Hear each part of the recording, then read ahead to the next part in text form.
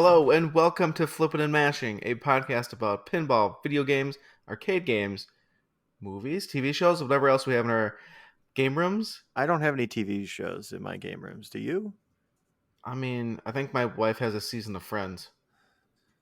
We talking like physical copies of them, or are we talking like Yeah. playing on TV at all times? Because if that's the case, then I've got National Treasure on lock. No, oh my God. There's another person that's invaded our podcast. Are they a hacker?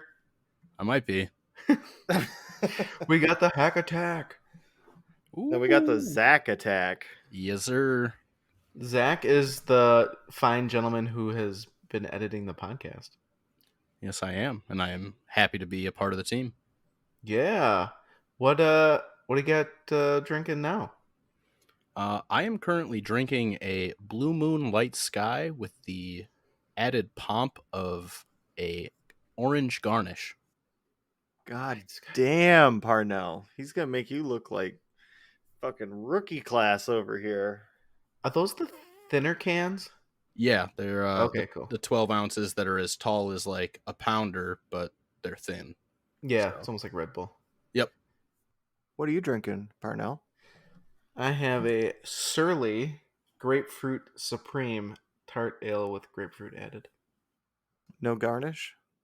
My lips are garnishing this can. That's yeah, I can get behind this. I mean, if you want, I've got a grapefruit upstairs. I could, quick make the 2-hour drive up there and drop it off. Oof. That sounds like a long time. Yeah. We went to the liquor store today to get, there's this small brewery up in, oh my God, I'm going to butcher the name. Kinawa, Michigan. And they have a blood orange beer that is super fantastic, but we cannot find it. So we went to the beer cave, Ryan, that you picked up that whiskey. And we talked to the owner, and he said it should be coming, and he'll call us.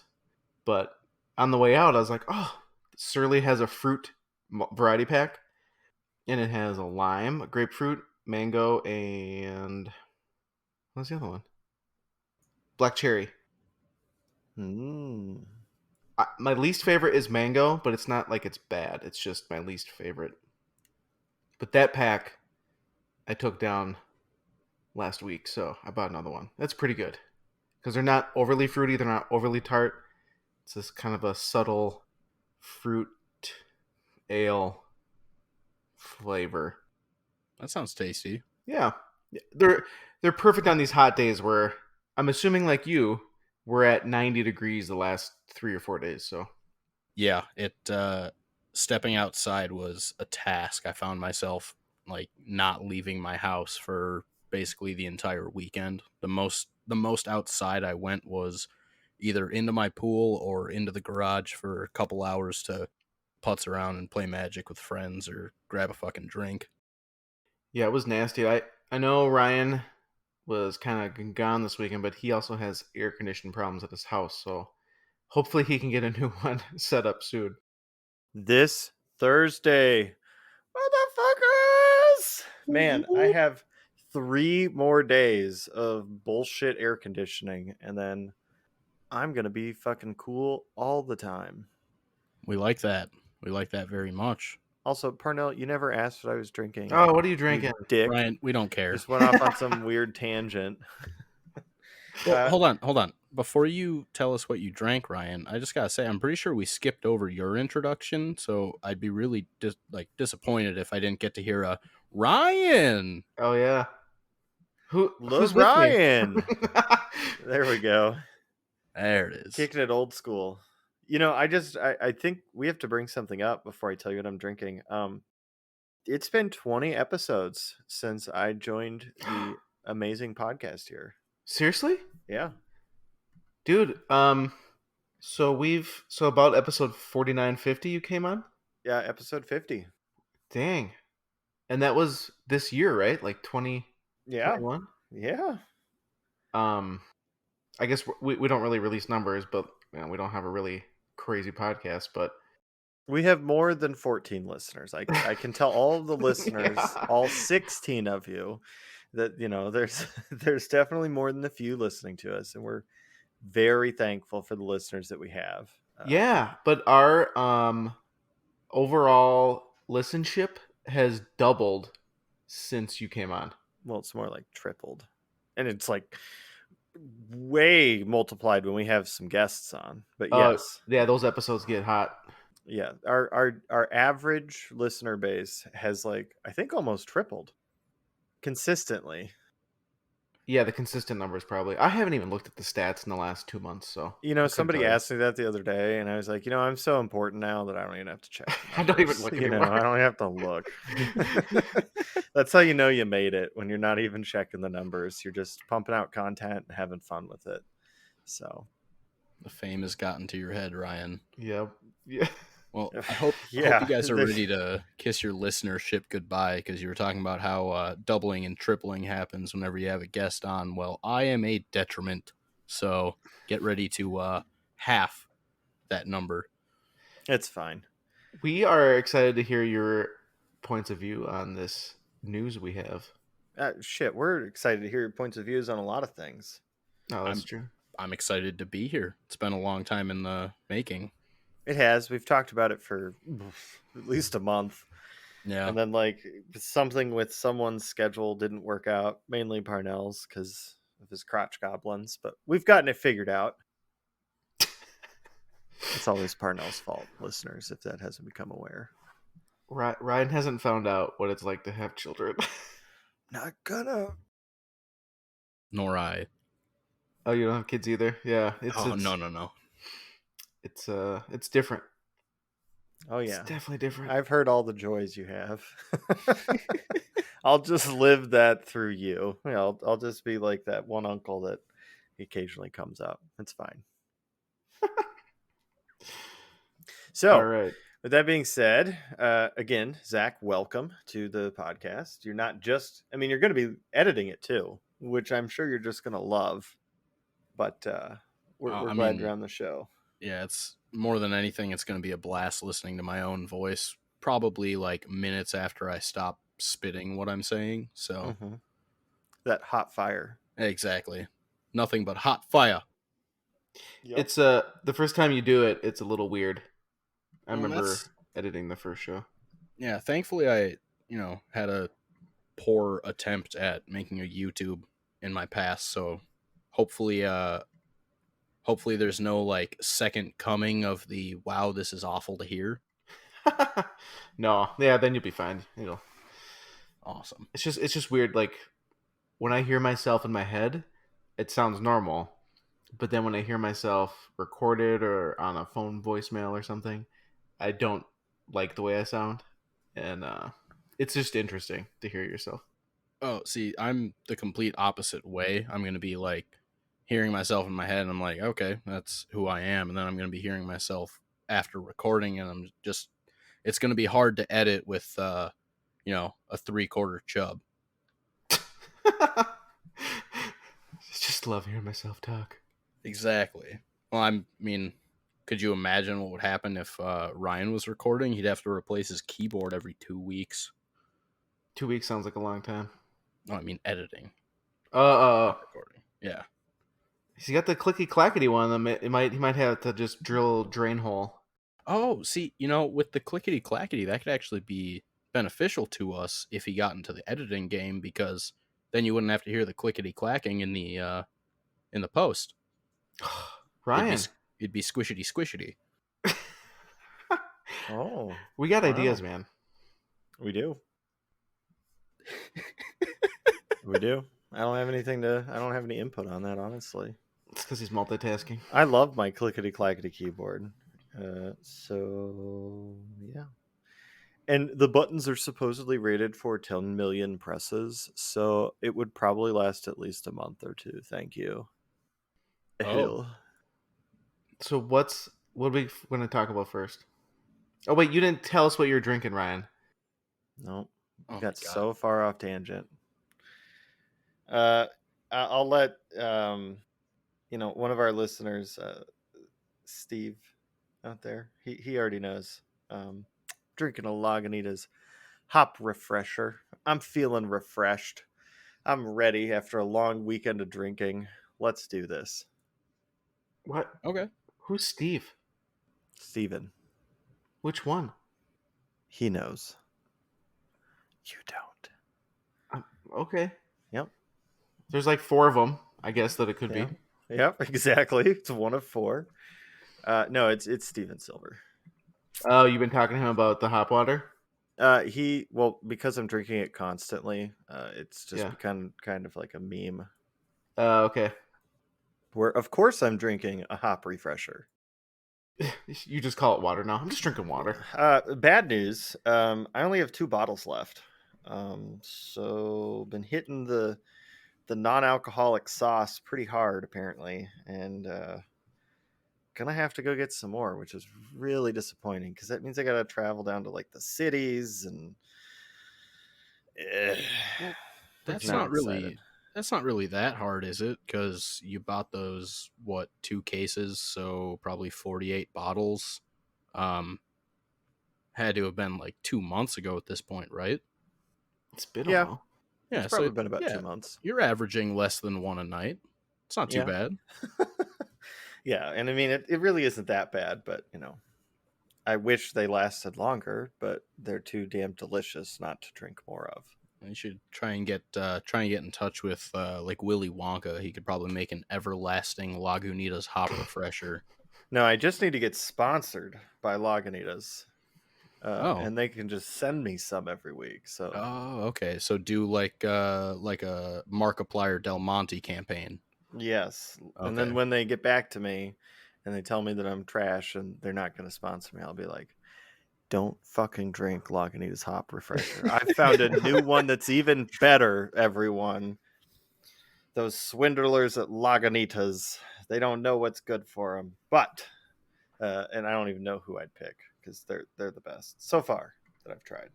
I now pick tap water in the soda stream with a hop nug in it. Yeah, there you go. A little chunk of hop. You could just grow your own hop. Yeah, but I mean, Scott Denisi would ask the important question: what kind of water are you putting in there? Like, are we talking sink water? Are we talking like unfiltered, Brita, unfiltered city water, or or well water? Because I guess that makes a difference too. You're gonna go set up a tarp in your local gutter, your local drainage, and just collect the runoff. So it's illegal, even though it's not alcoholic. Oh, it's not illegal. I was actually talking to Chelsea about that recently. Apparently, your county is one of the few that it is not illegal to gather rainwater in. In fact, they were like trying to urge people to do it. Well, I've learned something new today. Yeah. Suck it, other counties in Minnesota. Unfortunately, I'm in one of them. Son of a bitch. All right, so let's get down to brass tacks. I guess the first thing that we can talk about is New Spooky Pinball has actually released video of their playfield, which is pretty exciting. And it's not like a full gameplay reveal, but it's just like a reveal. Dead Flip's not playing it, Yeah. But more of like a feature. Sure. A teaser before another stream eventually. But they'll probably sell them before they do a full gameplay reveal, won't they? I think they did that with Rick and Morty. They did, but that was a hot property, so... Well, Halloween and Ultraman, you've got everything to play for there with those two two themes. Mm-hmm. They could open up sales, but it'll be like Fathom Revisited. It won't sell out until after the more info's out. You think? I mean, unless they're only going to make 50 Halloweens, 1250, I believe, is the number. 1250. Yep. And they aren't limiting any version. Yeah, no, I know that, but I don't think it's going to sell 1,200 units in 2 hours like Rick and Morty did. Yeah, I don't know. I think they're going to be hard pressed to sell more than 750. All right, well, 500. Parnell has the hot take. They aren't going to sell out immediately. It's an exciting new game with tons of features, but the theme, really, It's not family friendly, and so you have a little chunk taken off of that potentially. And then, how many people are really that into Halloween? Well, now hold on. You say it's not family friendly, but if you keep in mind the reboots, then it's all about family. Killing Family, I'm assuming. I've never seen it. Oh, okay. Yeah, I mean, it's, he's coming for his family. Whether it be murder or, just trying to reconnect, it's about family. It's like the Fast and Furious movies. It's all about family. Oh boy, yeah, those need to end too. Agreed. The latest one did not get good scores in the box office. I mean, have any of them gotten good scores past like Tokyo Drift? Yes, that's the best no, one ever. Okay, I'm sorry, guys. That's not the highest ranked Fast and Furious, but yeah, I think Fast and Furious 9 or 8, Fate of the Furious. That was, I think, the highest ranked one on I thought you were IMDb and Rotten Tomatoes. That's only because Paul Walker died, right? Well, then we could rewind back to, I think, Fast and Furious 7 and 6. Okay. Those both, like, most of Fast and Furious have actually gotten like good rankings. Tokyo Drift actually got like the worst. Well, it's because it doesn't follow the core group. Well, in Fast, the new one, the kid's finally going to be in there because they're done doing time traveling. Which kid? The main actor from Tokyo Drift. Like, he's Shut now your actually face. joining the crew for this one. Oh my god! Because they're done doing like the stupid time jump. Yeah. The time jump has finally come forward, and now this actor that's like been on hold for like 12 years, he can finally step into the limelight again. If he doesn't bring his Mustang with that Skyline engine into the movie, then it's not going to be in there. I'm sorry. No. That's not what matters. What needs to be in this movie is Lil Bow Wow with the Hulk car. Oh god, I forgot about that. Man, that thing is awesome. I don't know. I've been so over Fast and Furious since like the fourth one because it's like Ocean's 11 or whatever. It's over the top. Hey, I don't need to. Don't you talk shit about some of my favorite movies? Yeah, well, it happens. I mean, Ocean's 12 was definitely like my least favorite, but Ocean's 11 and Ocean's 13 were hot. I just can't get over, Julia Roberts playing Julia Roberts. That's the biggest thing that like hurts me when it comes to the fucking Ocean's franchise. She couldn't even do it that well because they immediately figured out that she was a hack. Oh my god, I know. All right, anyways, back to Halloween Pinball Machine that just got announced. Yes. So we've all kind of watched the video. So, I guess Parnell, besides you not thinking that it's going to sell well, what other input do you have? Well, that's relative to how many they're going to make, but I think it looks really cool. Like, there's a lot of stuff on the game. What do you think of the artwork? Artwork looks great. Yeah, I think the artwork does look pretty good. Yeah, the artwork looks great, and with Spooky's playfield process, it'll probably look and keep really well. It should. Yep. I guess we haven't heard the sound except for the main theme. That's probably just gonna be what it is the entire game. Just that'll be so annoying. I hope it's on repeat. Yeah, the audio design for those movies was never like super adventurous, so you're probably gonna see a lot of the same sound. As long as we just hear screams and that'll be perfect. The toys look cool, like the hedges. Those are neat. The hedges are cool, although I guess my only real complaint with the hedges is, I think somebody else had brought it up too. If you were 5 years old and could barely see over the lockdown bar, it'd be really awesome because you can't see the pop out. You can't see those characters behind it, but you can because you're, average a couple feet above adult. Yeah. So I guess that was kind of one depressing thing, was like they didn't have something to kind of hide that, right? So as soon as you walk up to it, like straight on, you're gonna see them there. Good point. I didn't. Yeah, they definitely uh, used videography trickery to make it look like they were actually hidden when they Yeah, showed it. right. But they really aren't. They're just floating there. I guess that's one knock that I'm not in love with. And the other big knock is I really wish they had put just some frosted something over the LEDs. I don't know. Like with Guns N' Roses, Zach, I don't think you've seen a Guns N' Roses, but maybe while I'm going off on a quick tangent, you can Google the Guns N' Roses pinball machine. Yeah, I It was has literally just opening another tab to do that. Yeah, it has a shitload of LEDs down both sides, and it has like these super cool, like interactive music light show things, and it's really cool. But they have a frosted like lens over the LEDs, so you're not just looking at the 5050s or 5650s or whatever like actual size these LEDs are, just like on the strips. Ryan, I just was watching the video and that part scrolled through. I mean, they did nothing to hide that.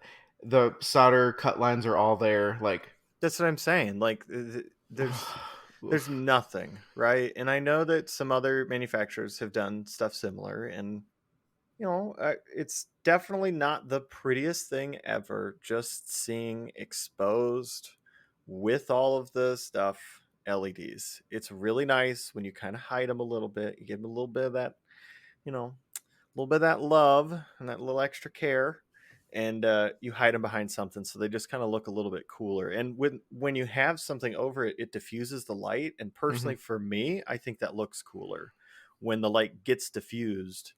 Um, but maybe that's what they were going for, and I'm just an idiot, and I'm not seeing the real purpose of it. Um, when we were looking at LED strips for the Pinduino system, especially for Tron, I wanted that A diffuser. I yeah, think like that's that clear actually the rubber technical term. Yeah, it's a diffuser. um and they exist. Like they sell rolls with that, the LEDs are pretty much encased in that rubber plastic whatever it is. So it's not like they couldn't get it and they operate the same. I don't know. It We'll see how blinding it is cuz I'm assuming it'll be pretty bright when it's in your eye. Yeah, it looks pretty bright. Like looking back, I just watched the reveal video for the, and maybe it's more true to watch like a gameplay for the Guns N' Roses one, but I saw what Ryan was mentioning about sort of like the frosted covering for the lighting. And coming back to this fucking Halloween video, it's very bright. They did have complaints on their older games that there was so dark, but So now they're just like, fine, you fuckers want it to be bright. Here's the yeah, sun. Yeah, just a little overcorrecting. yeah. I mean, I'm not trying to shit on their innovations because it's always really cool whenever we see a pinball machine with LEDs that are single LED addressable so they can do cool animations and they can get the LEDs to do like cool chasing effects and just parts of the LED strips be different colors. Like that stuff's really cool and I really appreciate that. But I do think, now in 2021, they should have been diffused.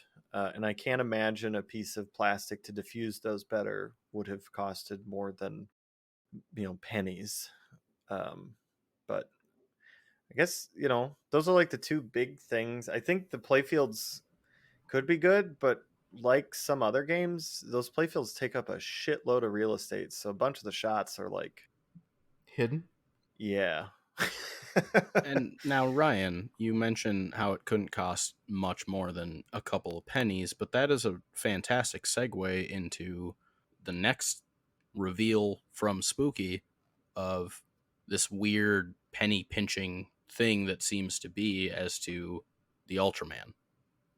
I'm not the biggest fan personally of rethemed pins. I think Spooky's done it before with dominoes.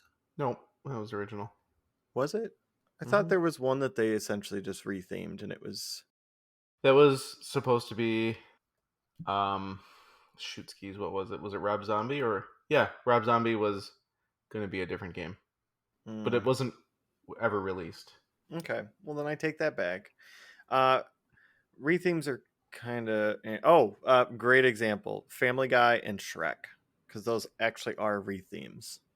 But I don't know. I mean, I guess if you like the one game enough or the layout enough, and you don't like Halloween's theme, maybe you like Ultraman? Question mark. Well, that could fit into sort of like the en route type of mindset of what is the general audience that comes in here. I guess, but Ultraman, man, like, I'm not saying that people don't know Ultraman, but It's a deep cut. You're not wrong, but yeah, I mean that's some deep stuff. yeah, but the light show seems so much more tame on this for some reason. Yeah, and I mean they could have different coding in there to make it Yeah. tamer, or it could just be the lighting, because it looks like a lot of the Halloween shots it's in a darker area, whereas I think Ultraman. I haven't watched Ultraman's. Like right now, I'm watching the Halloween one kind of on repeat, but the Ultraman one might have brighter lights, so the LEDs aren't as blinding. Maybe. Wow, no, it's just a different light show. I'm actually totally cool with this. I think it's a smart idea for them to do rethemes. And while I maybe if it was my company would do something a little different, like I don't know who Ultraman. I mean, I I know of Ultraman, but I've never seen anything Ultraman. Oh, you are missing out. It is fantastic, like Oh, I bet. Japanese animation. It's they're being smart. They're taking a property that is reasonably popular in the West, Halloween, and then they're taking a property that is probably a cult following in the West, but bigger in Japan, and they're just retheming it. And so they're not, no matter how many Ultramans they sell, they're not going to lose anything out. They've already kind of covered the cost from sales of Halloween. And I don't think there's going to be a lot of people that want both.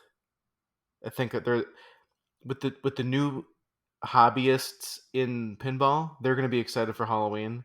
There might be a handful of people really pumped about Ultraman who are I like those believe huge that. anime nerds. I believe that, and I stand corrected with my earlier statement. It is not animated as I originally recalled it. It is people in rubber suits. Like Well, it is live action. yeah, is there a name for that? Because it's like the old Godzillas. It's that same. Well, there's an Ultraman versus Godzilla. I think Yeah. there's actually a few. Yeah, because there's I don't know if it's Godzilla, but there's some sort of giant lizard monster in the reveal trailer. Oh, there were actually several of the monster suits for Ultraman were recycled from Godzilla films. Oh, yeah, that partially explains some of it. I mean, at this point, they're kind of like corny, like fun things to watch. But I mean, I like watching that. I love Godzilla stuff, but I don't have time to watch that stuff anymore. Nothing wrong with that. But I guess Marvel owns it. Seriously? I just saw a Ultraman? post. Yeah, Oh. I just saw a post that their backlash will be the cover of the next Ultraman comic. Huh. Did Marvel buy it or something? It wouldn't surprise me. Like my biggest thing, I guess, with the layout here, not to backtrack onto it, but the what is it? The elevator in lanes. Those are kind of weird. Okay, so what's up with that? So can any ball roll down an inlane from the upper playfield, or does it fall in and then come back up? No, it looks like the ball can still roll into the in lanes on their own, but it looks like How? There's holes there. oh well, then it falls down into it and then kicks it back out. Hmm. Those coils are gonna be juicy. They weren't coils though. They were called like elevator lifts or something. Mm. I, I'm a little weirded out by it. And then like the 3 scoops on the left, like for It doesn't look like it's gonna have a lot of flow. but then they claim that it does have a ton of flow in the feature. In the feature list, it says flows. I mean, all right, the little upper playfields, those look like they have some flow. I'll give them that. They loop back around onto themselves. They look like they could flow. I But do like the design of the upper playfield and the other yeah, levels too.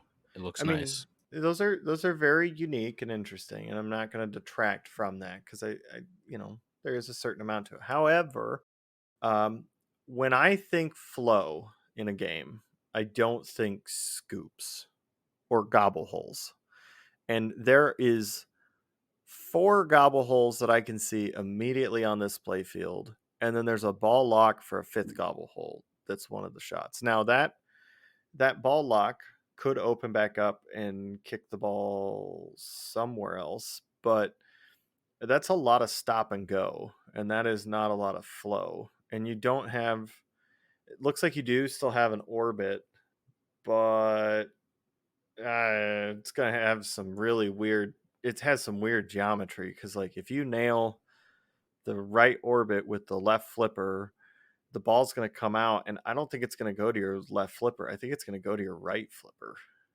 Like, as it's coming around that orbit, if it doesn't get diverted, it looks like it could actually go back over to your right flipper. It comes out to the left of that left ramp. Right.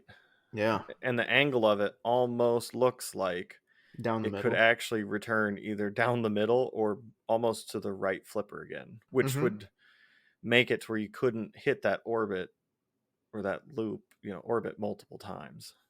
So I don't know.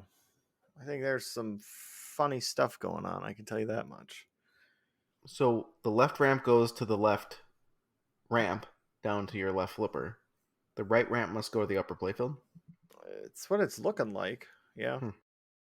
Yeah, I don't fully understand the flow. I guess we'll have to see gameplay because there's not a whole lot of places it can flow to. Yeah. I mean, sure, there's a lot of flow up on the mini playfields, but I mean, I don't know. Maybe that's the whole point, right? You really aren't ever supposed to be down on the main playfield, but Well, and then how long is it going to take for the ball to drain in a scoop and get to the elevator for your inlane that elevator. inlane lift? Yeah. Yeah, I don't know. It'll be interesting to see how well those hold up on route too. Yes. We will wait to see. What Mhm. Oh, there's 2 spinners in the upper. They made some comment and it was like dual spinner combo shot and I was like, "What?" But in the upper The upper playfield ist. The upper with the ist. stairs, with the staircase, there's Yes. 2 flippers up there, or 2 flippers, 2 spinners up there. Mm-hmm. And so you can hit one, it loops back to your flipper, and you can flip again and go the other orbit. Um, man, people were kind of shitting on Mandalorian's little mini playfield. I'll be curious to see what people think about these upper little mini playfields, and Munsters they shit on, but like Yeah, but these Monsters are was poo poo. oh, get out of here. These are like if it's gonna be a pain in the butt to get back up there if you drain. So It kind of reminds me of Rob Zombie, like mhm. what they were going for in Rob Zombie's like upper playfield. Yeah. And maybe it was like they learned or they had an idea but they couldn't execute it. Now they're like executing what they I wanted to mean, do I think, originally. one of the coolest upper playfields personally is Alice Cooper's Nightmare Castle. Haven't played it. Hmm. I mean, the game's hard as fuck, but the upper playfield is probably the coolest upper playfield because there's a few flippers up there. There's a ton of different shots. That's how you collect extra ball, is getting up there. So, like, I think they did good implementation there. So it could be really good here. I guess we'll just have to see how hard everything is to hit. But we shall see. Tilt will have one. If everything's easy to hit, then it'll flow well because you'll be able to hit everything you want, right? Yeah, that's true. I mean, you can see though in like at 1 minute and 2 seconds, you can see the like view that you would probably have, and you can see all 3 of Michael's heads like poking up over the brush or the the the things he's supposed to be hiding behind. And I know that there's like space constraints, but you'd kind of think that they almost would have, because there's really nothing over there. You'd think they would have just added like a top part, I'm betting So that it would have hit his head. someone will make a mod that like 3D prints Well, sure, a but bush sculpt on top. Because that is there really 3 Michaels coming after you, or is it just one? there's just one. Yeah, so I don't know, whatever. But we have to use our imagination as well, don't we? I don't have one. But at 101, you see the entire game orange, which is pretty cool looking. But yeah, I mean, you definitely, from that point of view, you see every LED in those strips. So we'll see how blinding it is. Mm-hmm. I do like that they have RGB drop targets. They don't look like they're lit as much as I'd like to see them lit, but they are there. Yeah, you like those because of the TNA, the spook, those Well, Rick and Morty have one. TNA and Rick and Morty, yeah. But those like always were lit, whereas these, at least right now, aren't. But that could just be due to the fact that it's still like a prototype at this point. So we'll see when real code comes out how well that is handled. But anyways, I guess on to our next topic. Parnell, would you like to go ahead and take the next question? Where are we? All right. Why don't you look at the show notes? All right, we're gonna dive into a little bit of Zach's personal information here. Uh-oh. So what's your social security number, your mother's maiden name, and your first car? 69. Her maiden name is Bananarama. Okay. And my first car, you asked, was the other one? Yes. It was a Fiat. yeah, we'll go with that. Okay. All right. All so right. all wrong answers. Son of a bitch. Let's see. So we have here. What's your favorite pinball games? What do you? Oh, Ryan, you worded this so funny. So what are your top? I don't know, 5 favorite games of pinball, Zach? Oh boy. Well, funnily enough, considering the general theme of this podcast, I'd have to say right up at the top is the P3. It's left an impression on me like literally no other pinball ever has. Well, you're being serious. Like it's legit your favorite. Yeah, it well, and for me it comes from a place of it marries the world of pinball and video games in such a like natural fashion that it just I felt at home playing it, and like everything I was doing, the shots made sense. There wasn't like the light show wasn't distracting me from what I was supposed to be doing.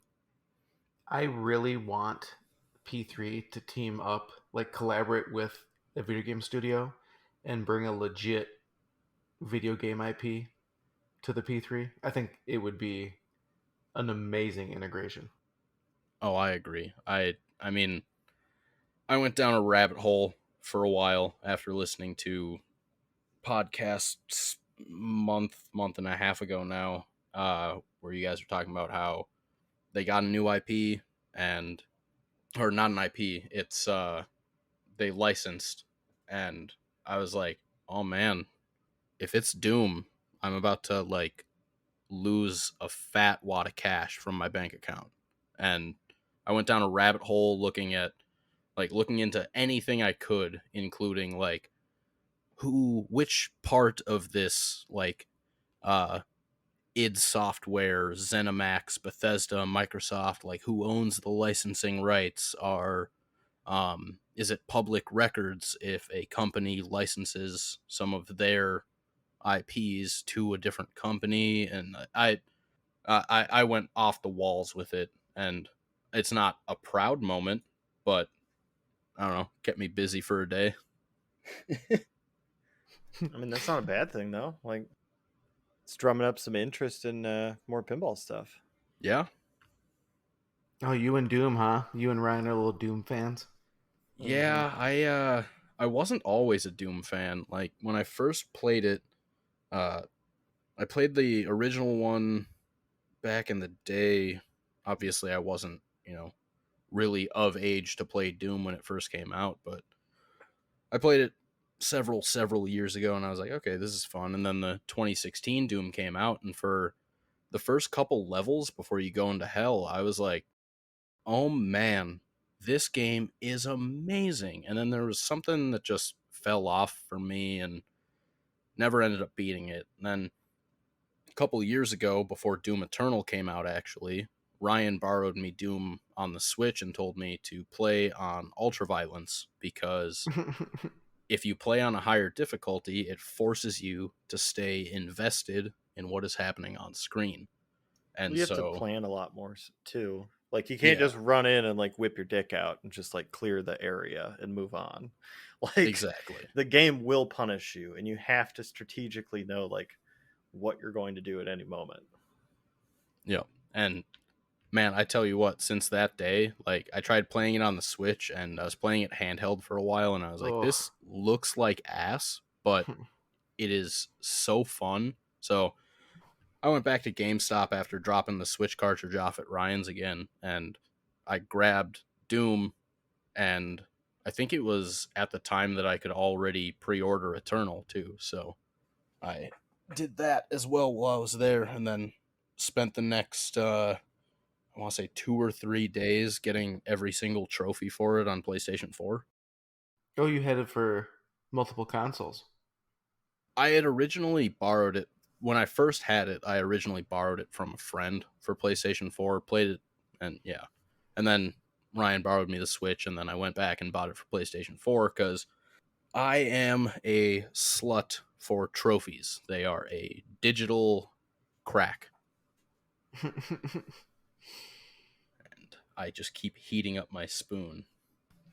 But So that's all they got to do is just have a bunch of trophies, and you're addicted.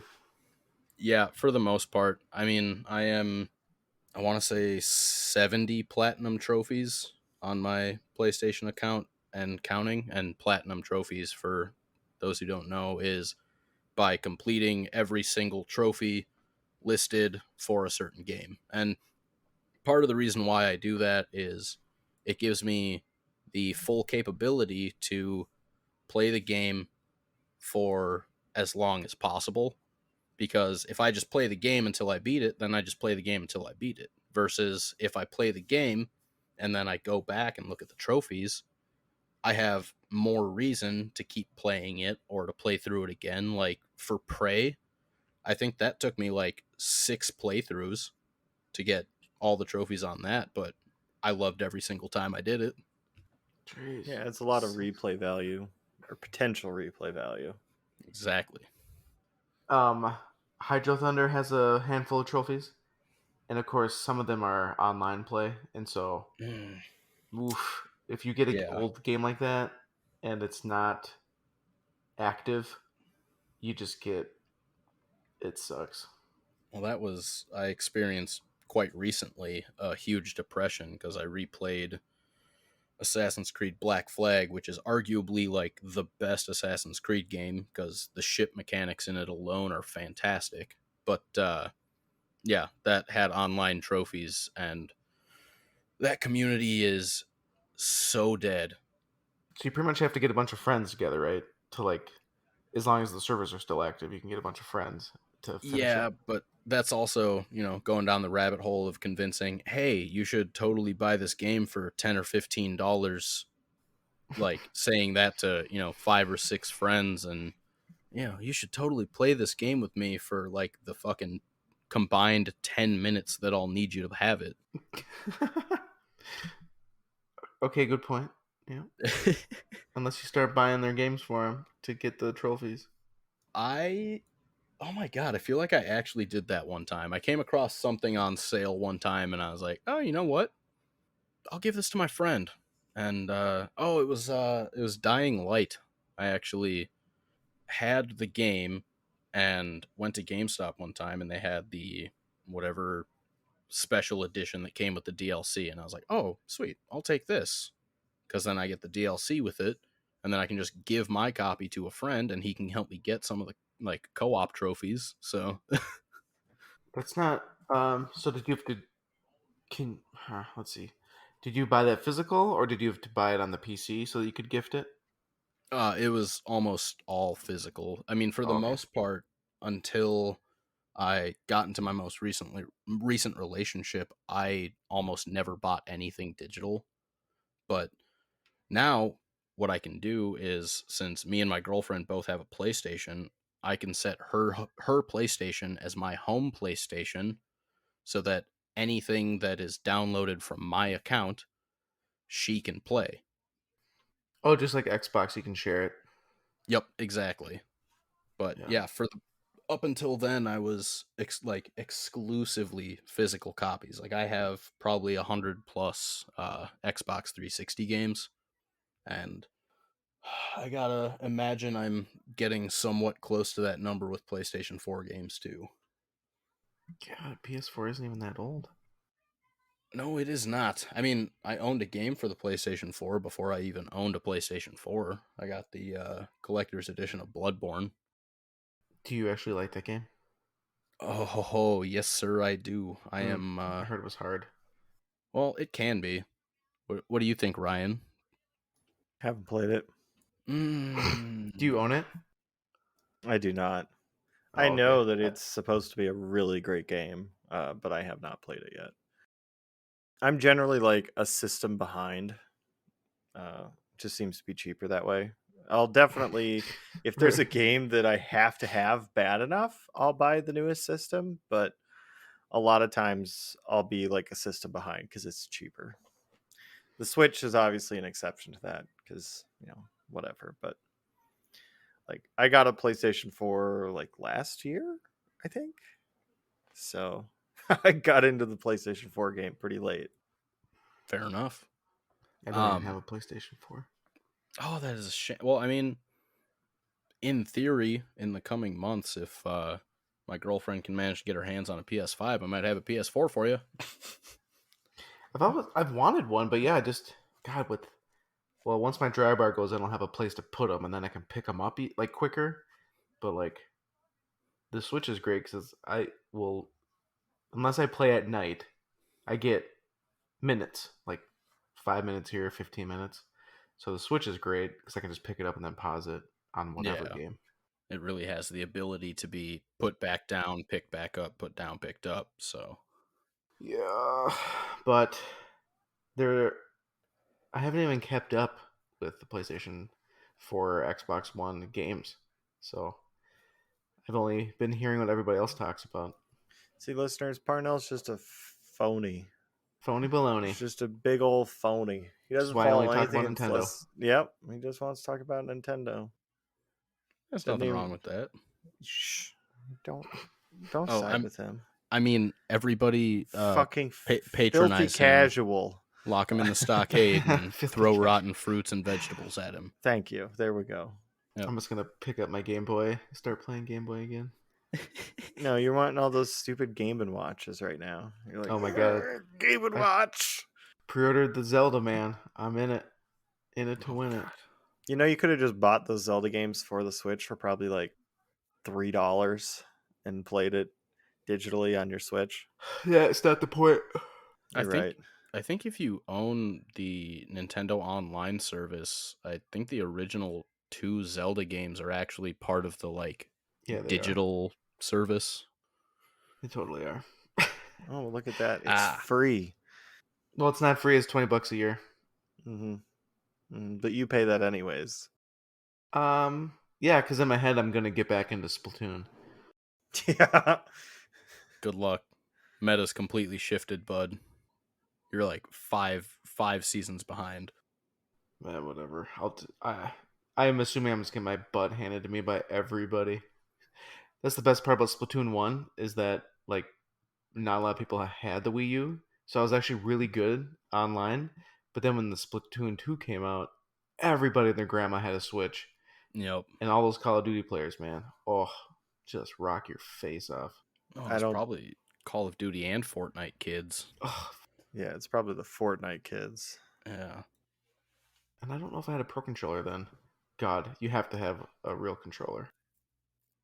All right, so next thing. Zach, you talked about, as we got off into a huge tangent, you talked about one of your favorite pinball machines. Yeah. You've gotten to experience quite a few down in my basement, though, that I've picked up and traded and begged, borrowed, and never stolen. What are some other pinball machines that you've really come to like, or ones that you've played out in the wild? Well, as far as ones that I've played out in the wild. Fucking forever ago, when I'd go with my parents to like the casino, I'd get dropped off in the arcade, and they had an old, God, I want to say it was an old Addams Family there, Mm. and I'd sit and play on that a bunch. I didn't know what the hell I was doing. I was literally just hitting buttons, watching the flippers go click clack, and hitting the ball. So it was fun, but as far as like actually retaining a true taste as to whether I like it or not, I don't know. It's probably up there because it's one of my first experiences. Other than that, I think I'd probably have to say that, man, I really liked your Johnny Mnemonic. Okay. Like, if nothing else, just being able to see baby Keanu was always fun. But the gameplay for it felt really smooth. There was nothing really as a drawback for it. It was kind of sad to see that one go. I mean, it was sad to see that one come and go. That thing was in your basement for a very short period. Not the shortest. I think Playboy holds the title there. What was that, like a week? Week and a half, yep. From the time it came into my basement to the time it was on somebody else's truck leaving. Jesus. But he had to have it so bad. I thought I'd really like it. I'm sorry. Parnell, you even played it after I got done shopping it out, and you're like, yeah, no. Those white rubbers, man. Bad news bears. I mean, It's also the game, too. But it's the same concept as what we were discussing, I think, before we started recording. It's, it's like the Senran Kangura Peach Ball boobs. That's why. That's why he had to have it. See, now it makes sense. Right, but it was a letdown. So it was like, all right, well, off you go. Nice while you had it. So you liked Johnny Mnemonic. Any others that really stuck out, either that are in the basement or previously? Big fan of Rick and Morty. That Okay. one's a blast. Callouts are fantastic. The gameplay is unforgiving, but also somehow fair. Yep. Like, however the hell that works, I don't know. But as far as what you have down there right now, I mean, I found Ninja Turtles was fun, but I wasn't like blown away by it. Ghostbusters, fun, wasn't blown away by it. The one time I played TNA, I was, fantastic light show. Soundtrack was amazing. It whooped my fucking ass. So Yep, it does that. Yeah, and that was before I really had much of a like ability to form an opinion one way or the other on pinball. So I was like, well, I failed, and you will not be receiving my patronage anymore. Goodbye, sir. Really? Well, I'm sure I would go back to it and play it now, but it was so long ago, and it was one of the first things I think I played in Ryan's basement. Yeah, but he still has it. Yeah, I know. I don't know. Dang. The last When we couple hang times that out- we've gone back, it's been like we either sit Broken? and watch movies, or we Oh. go and do something, or it's P3 time. It's always P3 time. It's always P3 time. Do you see? What I like to do is I play a game of TNA while I wait for Ryan to play a game, because he can take forever. That is true. I'm a great host, but you probably don't want to be playing a game with me. It's probably best if you play a game by yourself, and I just kind of hang out and talk with you down there. Yeah, I've traveled the former road, and it's not a pleasant path. It's watch me take my 3-minute turn, and then watch Ryan do nothing but shit all over the nice score you thought you got. Yeah, especially Black Knight. Yeah. Black Knight was fun, though. I mean, I didn't have anything wrong with Black Knight. It was fun. The topper really added some extra flair to it, and Yeah, but nobody liked playing it with me anymore, because I'd have like fucking 15-minute ball times, and people were just like, holy shit, could you just drain and let me play my ball? So that's why it left. But it was a good game. yeah, I don't miss it, but I miss the soundtrack bumping, but I get to listen to that in the car because I was one of the idiots that bought the vinyl. So I got Hell the yeah. soundtrack for free when I Ooh. got the vinyl that I paid money for. I thought you were going to tell us you had a record player in your car. Fuck no, I'm not that cool. I need to get a cassette player in the car so I can listen to some TNA tunes all the time. Oh boy. Oh boy. I mean, could you imagine, like, coming home from work, you're in the driveway waiting to pick up Chelsea, you're taking her out on date night. She hops in, she's wearing a nice dress, and you look at her, pull your shades down so that you can look at her with your eyes, and you whip that bad boy out from your pocket. Your it's just shirt like, pocket. Yeah, yep, pocket protector and all, and you When just you forget look that her straight they're in the like eyes. purple or pink shades too. Like they're Ooh. definitely not normal sunglasses. They're Well, like that just the adds to 80s the narrative. synthwave. Yeah. Yeah.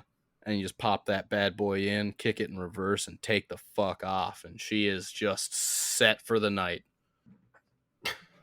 I mean, who wouldn't be? I mean, I know I would be moist. Yeah, right. So, I guess, Zach, I'll ask the next question. So, what were your initial opinions of the P3 besides, oh my God, I have to have it? So, I think if you don't remember some of these, I've talked about them before. So hopefully you do. But like, I know that you've said a few times that you've had some criticism as far as uh, how poorly other games can uh, tell you what it wants you to do. So, I mean, I think that was one of the things that you spoke about the most was. Well, yeah, so my first actual time playing, I sat down and played Ranger in, well, I didn't sit down, I was standing. Played Ranger in the Ruins. So, first off, real confused because that doesn't give you a whole lot of direction, but I was, love roguelikes, roguelites, and so that had a big draw for me. I don't know, I think I pumped like fucking 20 minutes worth of balls into it, just like draining after 15 seconds almost every time. And I was like, I don't know why, but I just want to keep hitting start. So there was something about it that just really drew me in. And then we swapped over and checked out, was it Cosmic Cart? Yep, it was probably Cosmic Carp because that would And have been the same playfield. yeah, and that was less confusing. Like, the biggest problem I always had with pinballs prior was unsure what I was doing. The light show can be beautiful, but it can also be really distracting and confusing to someone that doesn't know what's going on. Mm-hmm. So coming into the P3, other than Ranger in the Ruins, of course, it was straightforward. I knew what I had to do because it lit up the shots that I had to do, or the screen told me, or even the audio would tell me what to do. So, yeah, I mean, I thought it was weirdly fun. I couldn't stop pressing start, and there was a level of guidance, but also it wasn't just holding your hand the whole time. Do you feel like it was like that for every game though, or only certain games? I felt that way with Cosmic Cart. Cosmic Cart was definitely more guiding and less hand holding, whereas Ranger in the Ruins very like, fuck it, man, launch the ball, see what happens. And then I don't think I played Lexi. I think I watched Ryan play Lexi at one point, and that one seemed very straightforward as to what you were supposed to do. But then creme de la creme, Heist. Heist just makes sense. There's nothing about it that was confusing to me. Every shot that I was supposed to make lit up. Anytime that I got one of the crew members to the level they were supposed to be, it shows you right the fuck where you're supposed to shoot the ball. Do you think Yeah. sometimes it was too obvious? Like they should have made it secret tricky?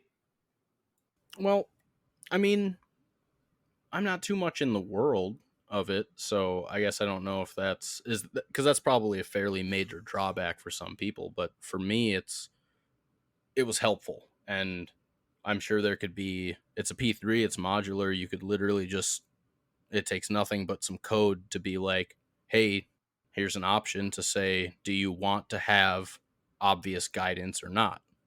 Almost like a tutorial-esque type of play.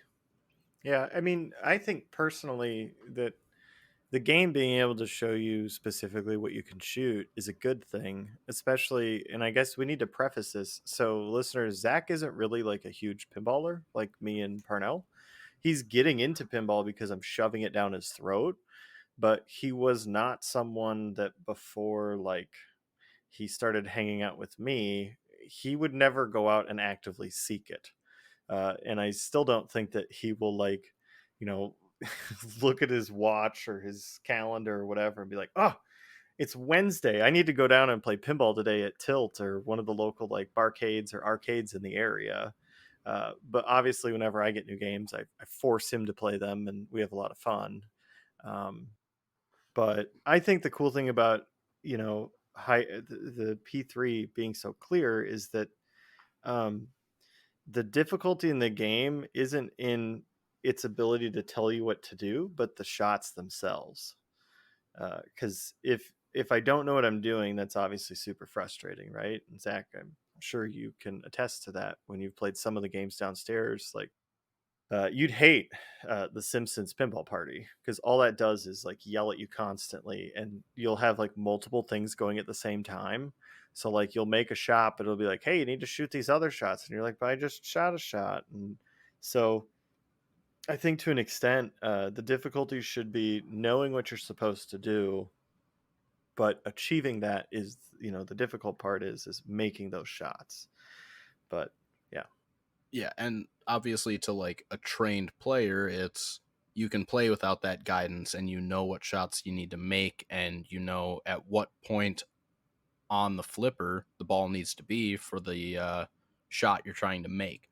And so I'm not that experienced. So having that guidance there really helps me know how to progress. And it's necessary because I mean, I could take the flipper and launch at something 20 fucking times thinking, oh, I'm going to get it this time. Oh, I'm going to get it this time. Oh, oh, oh, and never fucking get it.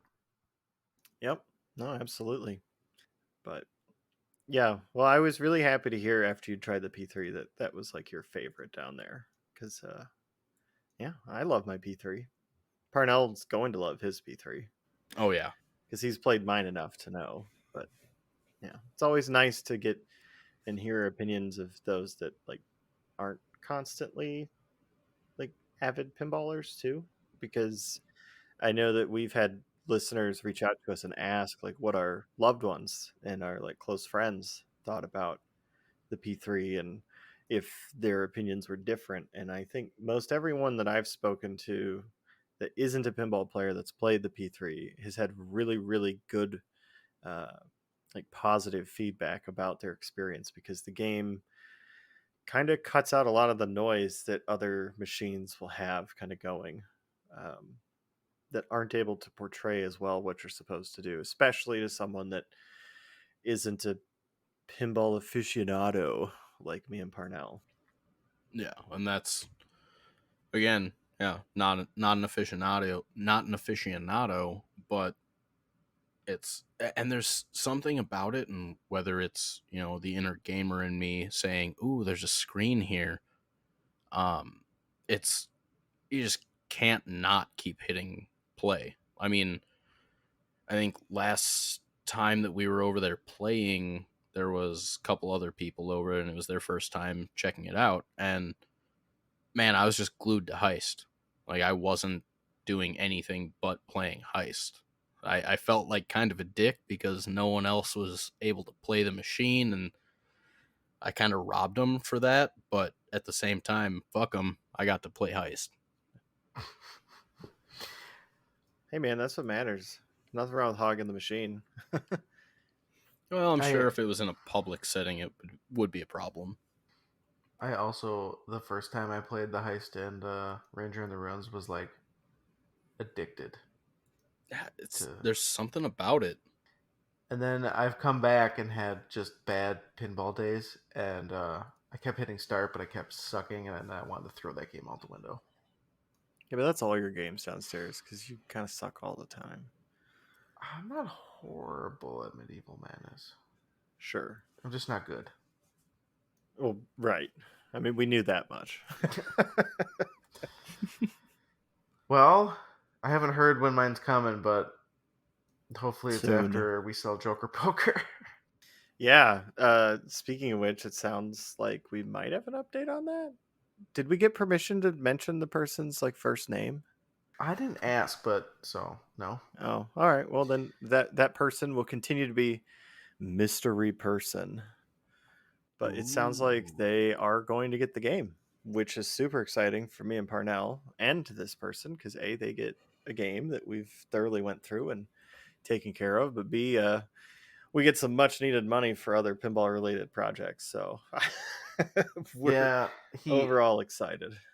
obviously we have to send more pictures, and then he can look those over Right. um, and then it still has to get finished. So the coils from Pinball Resource for the chimes should be here this week. I'll put those in and then bring it down to Ryan so he can put the drop targets in. Whoop, whoop. I'm excited to see you, Boo. Yeah, I just got to recharge one display, and that should be good to go. I'm super excited. Which I forgot to do that today. Good job. Once the kids came home from daycare, game over, man. Game over. So, I guess we're going to change gears here, shift gears like in Fast and Furious. Oh, that was me shifting a gear poorly. So, Zach, Yeah. what video games are you playing right now? Oh boy. Well, Oh, boy. a billion of them. That's a 'Cause lot. I have a problem, but I thought you so finished them, though. well, I mean, I finished most of them, but it's like I'll go to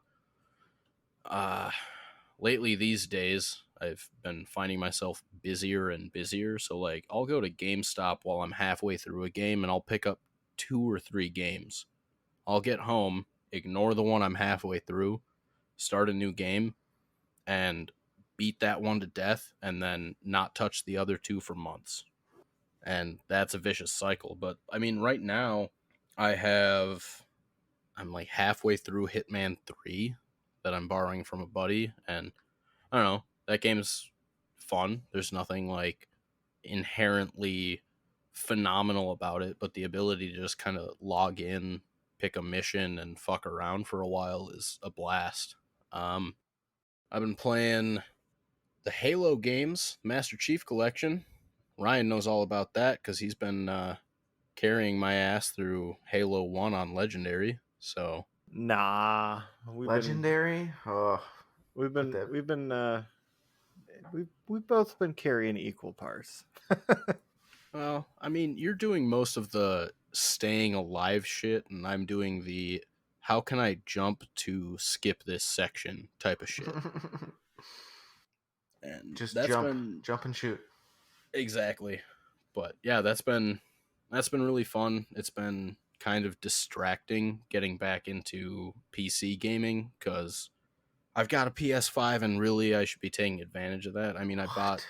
I bought the new Ratchet and Clank game Mm. last week and I was going to start playing it Friday or Saturday, but I was busy all weekend. So, I really want to play it, but I also have been trying to set up play dates with Ryan to get him to play the PS4 Ratchet and Clank game, and then subsequently we would follow it up with Rift Apart. So, Well, Wait. yeah, because So there's a Ratchet and Clank on PS4, yep, and it's different than the PS5 one. yeah, Okay. the PS4 one is sort of like a redux or retelling of the first Ratchet and Clank game that ever came out for, was it PS2? yes, Yeah, I want to say it was firstly on PS2, but I don't know. I've been constantly trying to chase the high of Ratchet and Clank up your arsenal because there was something about that. There was a magic to that game. I haven't played one since. Was PS2 the first one it came out on? yes, Yeah, I think so. Yep. Yeah. Because I don't know if I played the PlayStation 3 one. I think there was 2 for PS3. Yeah, there's definitely 2 for PS3 because I was actually rummaging through Ryan's camper recently, and he has 2 Ratchet and Clank games sitting in the camper for PS3. Absolutely. When it's raining and shitty out, you can't go do any camper related stuff. It's like, let's play some good old Vigima games. Yeah, nothing wrong with that. Better than tenting. Right. That's what I do. Yeah, I know all about tenting too. I was a Boy Scout for my entire fucking child life. Ugh, it hurts when you're older. Yeah, I mean, to an extent it does, but I stuck with it long enough to get my eagle. So, getting older and having been in Boy Scouts, tent camping or not, I at least have the benefit for job applications there.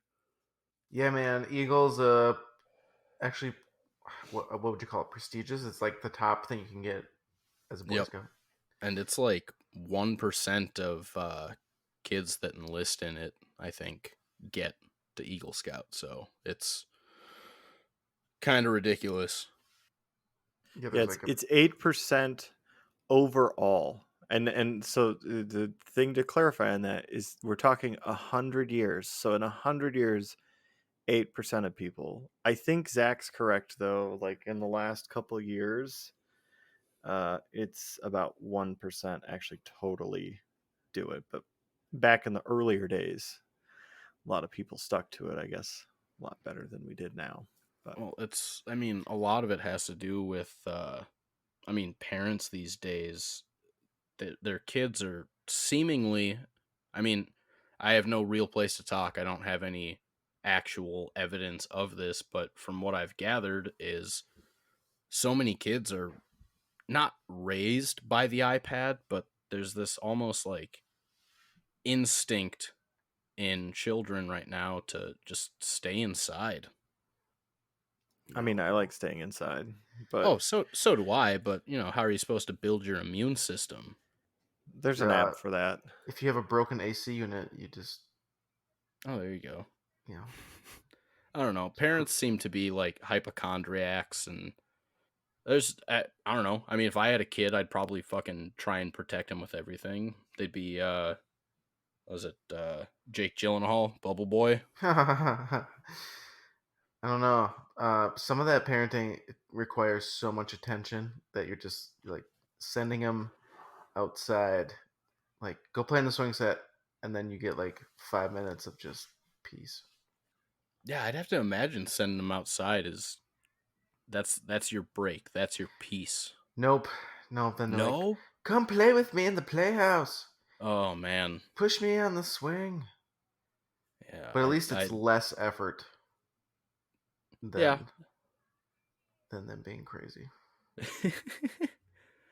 What were we talking about? So now you have a PS5 and we all hate you.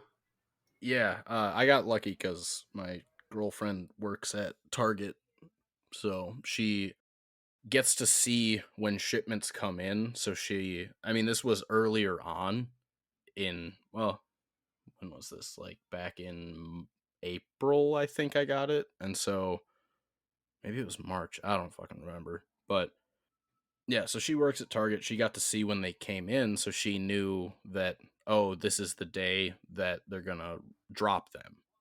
And they drop at the same time every week, whatever day. And she didn't even get them from the store she worked at. She tried to go on and order it. We had to drive fucking 45 minutes to a different Target to get it.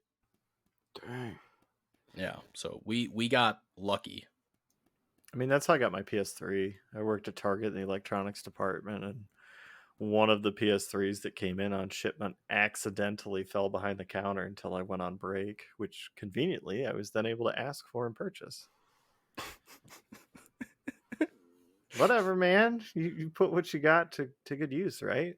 Yeah, I mean, do what you got to do so you can keep gaming. I mean, shit. It was still, I was like, what? I was young. I'm not going to give an exact age. I was younger, and $600 was a lot of fucking money to drop on a 60 gig launch PlayStation 3. Like, I think it was like 2 months after they had like officially launched. I had one. So, but yeah, man, it's always awesome when you're able to get those kind of deals because you got somebody on the inside. Got an inside man. Oh, I miss working retail. It has its moments. Mm-hmm. So what's the best PS5 game right now? Pound for pound, I would say Returnal. I mean, that's also for me. I'm big fan of roguelikes, roguelites. At the time that I was playing it, I had the time to come home from work, sit down, and put in the whatever 2 to 4 hours that it needed to complete a run. So, I For mean, one run? but so what you can do is if you don't want to stop the run, you just put it into rest mode. And then What? you can come back, pick What's it up. rest mode? So it's like when your computer goes to sleep. Oh, so it's like the Switch sleeping. Yeah. Where it can keep running and it can keep, your game running in the background, but it's in a state, like a floating state where you can just come back, pick it up right where you left off.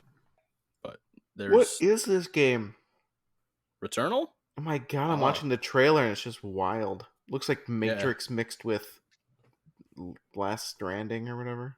I also got to play it, and I will say that the force feedback and like the uh, haptic triggers and all of those cool new features in the PlayStation 5 controller were super amazing with that game. Like, I played it and I was very, very impressed.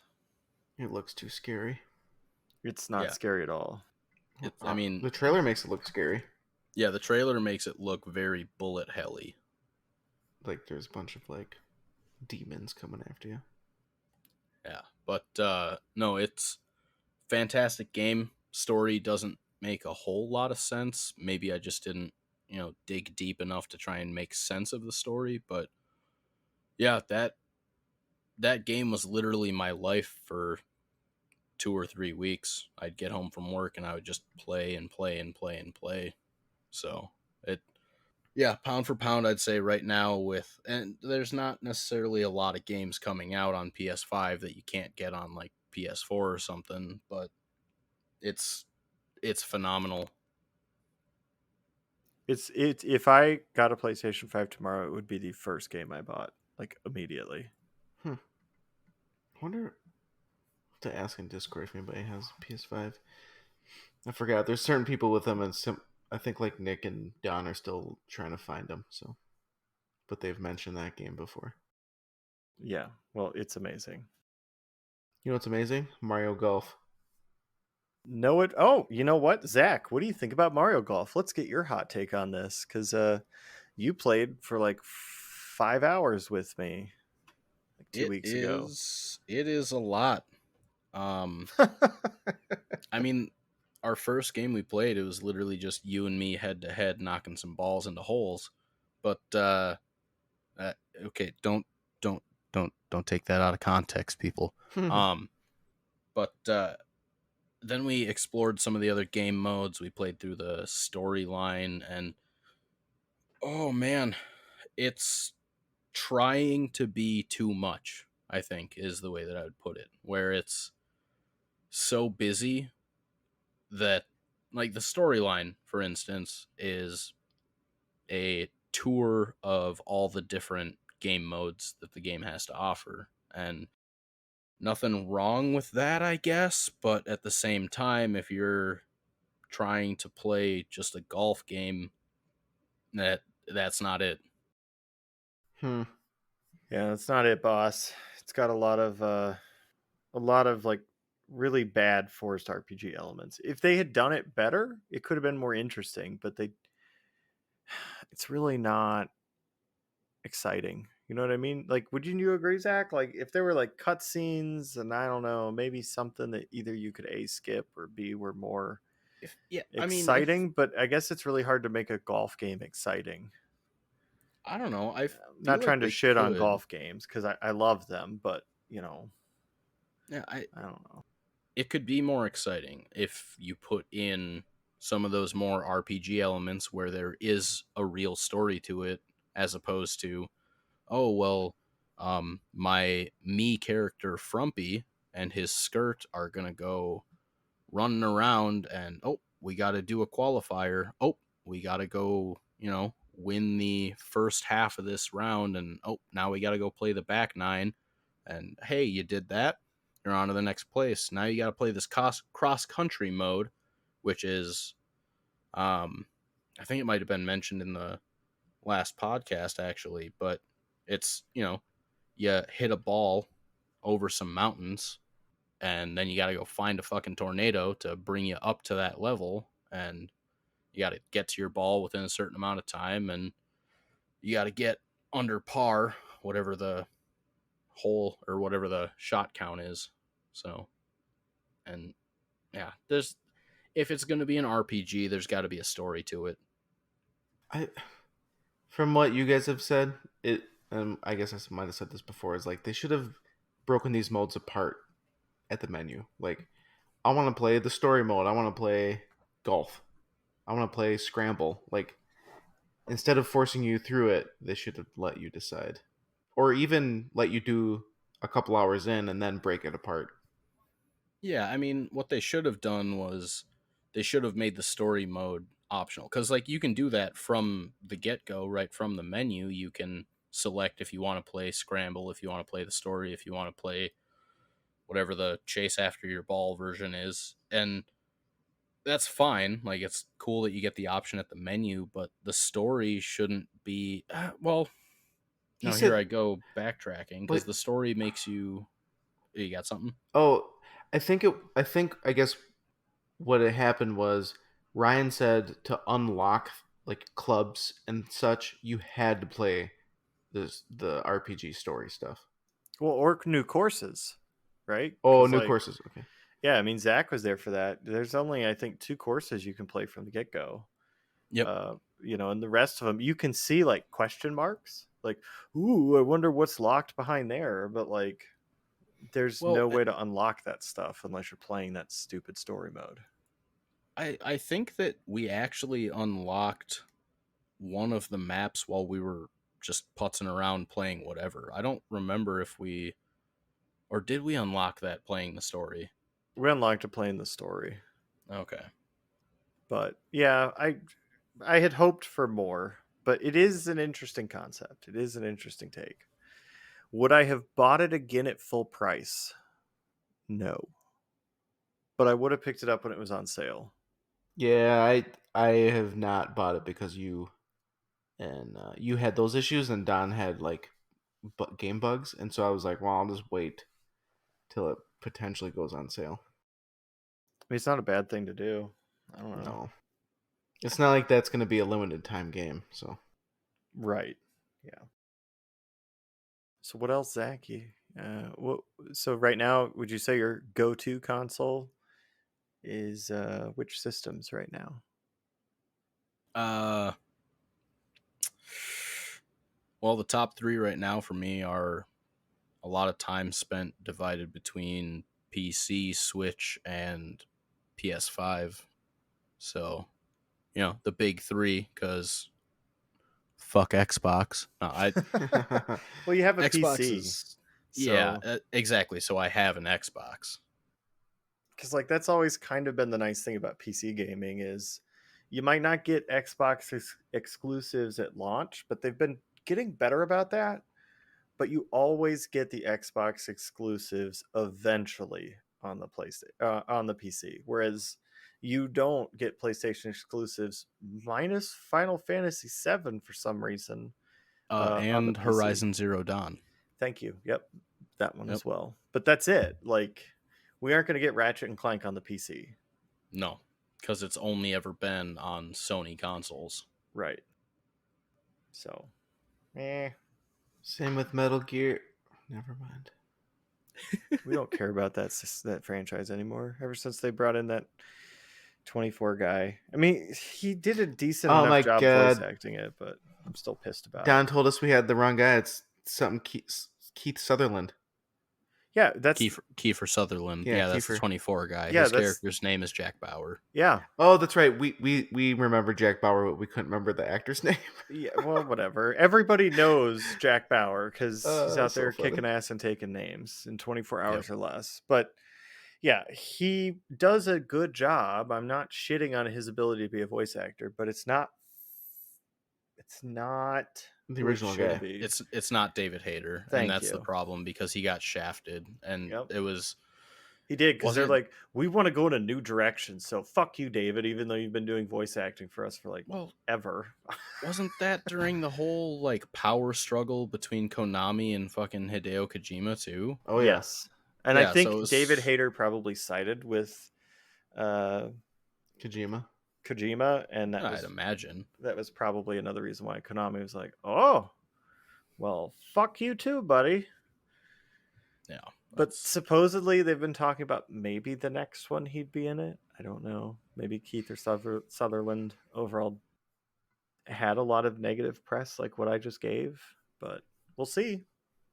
I mean, it kind of comes down to there's got to be contracts involved too, because with big A-list celebrity, well, is he A-list? Probably. But like with people like he'd that, be B-list.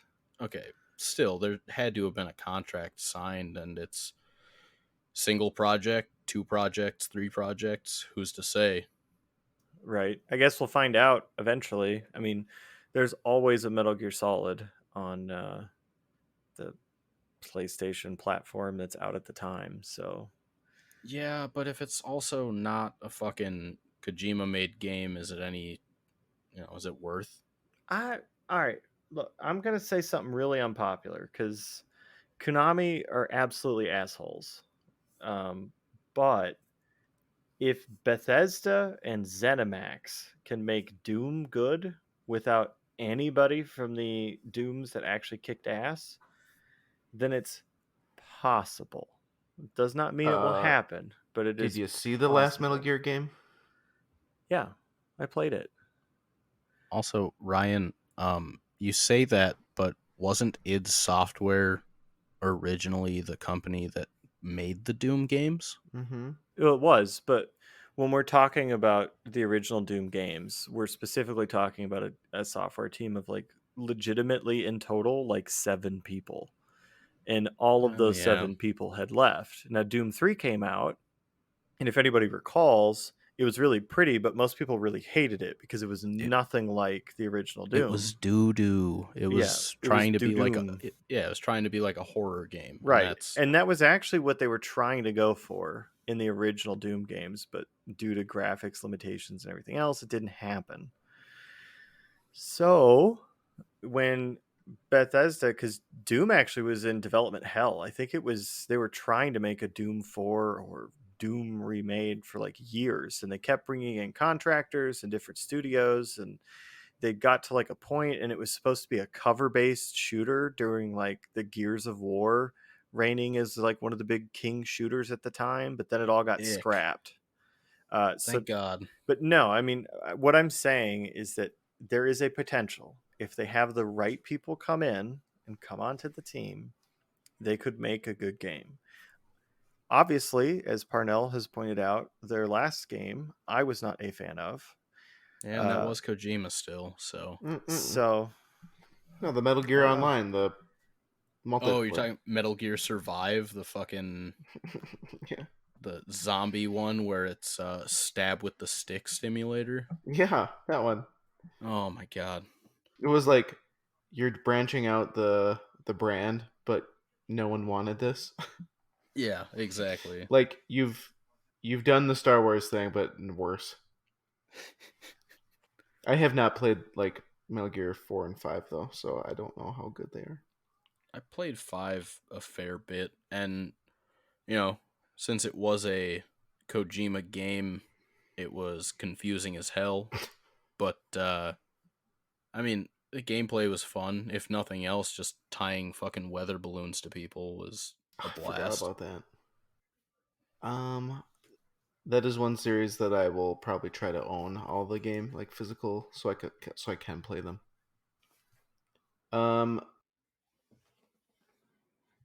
Awkward pause. What? I was reading the show notes. I was waiting to see if someone would speak up. I have purchased Tony Hawk Pro Skater 1 and 2 for Switch, and I've played maybe about 45 minutes. See, Yeah. I actually have a little bit of a beef with you guys on this subject, because while I was editing the last podcast, I got to listen to something that was mentioned, and you talk about how Tony Hawk Pro Skater, you had to play on the D-pad on PlayStation 1, and Ryan was talking about playing it on the Dreamcast with the analog. Y'all are forgetting, that game came out on Nintendo 64, boys. No. Yes. Tony Hawk Pro Skater came out on Nintendo 64 as well. Well, as He's well, right. yeah, sure. Yeah, he's right. I totally forgot about that. Yeah, but I didn't have a 64 at the time. Yeah, but that had the analog. Oh, sure. Yep. I was looking at Where's your god now, Parnell? Huh? Where's your god now? How's it feel to have a fucking 27-year-old trumping you guys? It's gonna be pretty normal. Don't worry. The 64 was a port. Oh, yeah, I'm not saying it was designed for the 64, but it had an analog. It was industry leading. Yeah, exactly. I will say though is that 64's analog stick is probably one of the best analog sticks you will ever use. Well, the Joy-Con, obviously. Oh, barf. Have I played in handheld? I think I have, and I've played with the Pro Controller, and I'm still not a fan of the D-pad or on the joystick of either one, but you get used to it. Why is it so weird? I wonder if it's too easy to rotate while you're trying to do a trick that requires a certain direction, but yeah, that's you get used to it. That's something that and that's why the Nintendo 64 worked so well, and why it worked for that game specifically was because it was a port. So the analog's input was simply registered as if you were holding to the left all the way, it was as if you were pressing left on the D-pad. If you were holding up, you were holding up on the D-pad. So it's like the little angles that you could get on there didn't matter. It was getting full direction, so there was no real like accidental input on it. Well, and the 64 had those little notches, so like you could feel where the joystick was. Yep. Oh god, the notches are so nice. I forgot about that. Yeah, man, but we they don't totally have that. wore down the sensor in there, causing them to need to be replaced. That's it. I just haven't played that game enough to warrant buying the Garage Builder or Mario Golf, but there's the new Zelda Skyward Sword HD, and so I'll probably go pick that up. Parnell, why? Because it's a Zelda game, and I feel like I'm gonna play it. You'll play it, but you're not gonna beat it. I can't stress to you enough, Parnell. If you like, you haven't played enough Zeldas to know what you like, but it's really not a good game. I'll quote someone who said that it stands upon the shoulders of its successful brothers and sisters and acts like you should treat it as though it is a instant classic, and it is nothing short of just a spoiled child expecting the world. I don't know if I care, because my first game was Twilight Princess on the Wii. But that's a really, really, really solid title. Yeah. And then they made this with the Wii Motion Plus. That's the problem, is they forced motion control on you with Skyward Sword. Whereas in Twilight Princess, you could use the motion controls if you wanted to do like directional attacks, but it wasn't forced, if I remember correctly. That's the whole point. It's like Star Fox. I mean, it's the gimmick of the Wii, and everyone, yay, Wii gimmick. But on the Wii gimmick. But it's, if you're gonna force people to use that, don't do it with your big like brand names. It's Well, unbecoming. the fun thing about Nintendo is they do try stuff, and you can't fault them for that because they've probably had some failures, but they've had some successes. But why don't they try in the options menu where I can turn off forced motion control then? And then I would probably like Star Fox about 100 million billion times more as well, just to jump on that train. Yeah. um, we might. I don't know if you don't have to use motion control on the Switch. Oh, did they change that? Where have you guys been? Yeah, the release trailer, you can use the joystick. So you can like flick Okay. the joystick in the direction you want to swing. But what about bomb bowling? Ugh. You need to echo that, Zach, before Oh God. you make that bomb bowling. Bomb bowling. Bomb bowling. Bomb Bomb bowling. bowling. Fucking bomb bowling. Uh-oh. I guess I'm going to That does- find out. I mean, I love giving Nintendo my money. We know. Mm-hmm. We know. Mm. I just wish you'd play like, I don't know, Wind Waker or Oh my God, Wind Waker's amazing. It can't be. It has cartoony graphics. Whoa, whoa, whoa, whoa, whoa, whoa, whoa. Okay, Parnell? hold on. Cell shading is not cartoony, and honestly has aged way better than Ocarina of Time. I'm just saying that just Hallowed to be piss you thy guys off. name. Wind Waker does look significantly better today, either on original hardware or not. The graphics have aged a lot better than Ocarina of Time or Majora's Mask. Oh yeah. Did they announce a remaster of those? Or did I make that up? We projected that it might have been something that was going to happen, but it has not happened yet. But if Nintendo knows one thing, it's taking a game they've already made, tweaking the graphics a little bit, and selling it for the same amount of money as a brand new game. Was this a rumor that we read then? Where Yes. Yeah, you had read a rumor. You quoted that the it old- on 2 podcasts ago. the old like 64 Zeldas were being remastered or something? Okay, it's a rumor. I'm gonna Probably. Oh wait, dude, I did play Link's Awakening. I got that for Switch. That's a fun one, but That's hard as fuck, dude. I had to use a guide. That was so hard. yeah, it's really confusing, but that it's like that top-down Zelda, and Mm-hmm. there's something so like fascinating about that for me, and maybe it's one of I mean, my first all-nighter playing games was spent playing Legend of Zelda 4 Swords Adventures with my neighbor across the street. So there's a special space in my heart for top-down Zelda games, but I just wish they'd start doing them more, or, redoing them again like they did with Link's Awakening. I mean, I bought the amiibo for that too. I was looking this up. Oh, yeah. There's just been rumors. I thought we were gonna get something. I mean, it'd be cool, but they did also, remaster Ocarina and Majora's Mask for the 3DS, and Wind Waker was done for the Wii U. So they're fairly recent. I just wish they ported those to the Switch, though, because I know, like, really didn't love playing OOT and Majora's Mask on 3DS. On the 3DS or 2DS or 2DS Plus XL or whatever fucking handheld. That was a poor choice. Well, at the time, the Wii U wasn't selling, so no. So they were really backing the 3DS. Yeah. But yeah, we'll see. I mean, Breath of the Wild's cool, but I'd really love another like 3D adventure, like rail Zelda game, like on the rail Zelda game, as opposed to like a open world.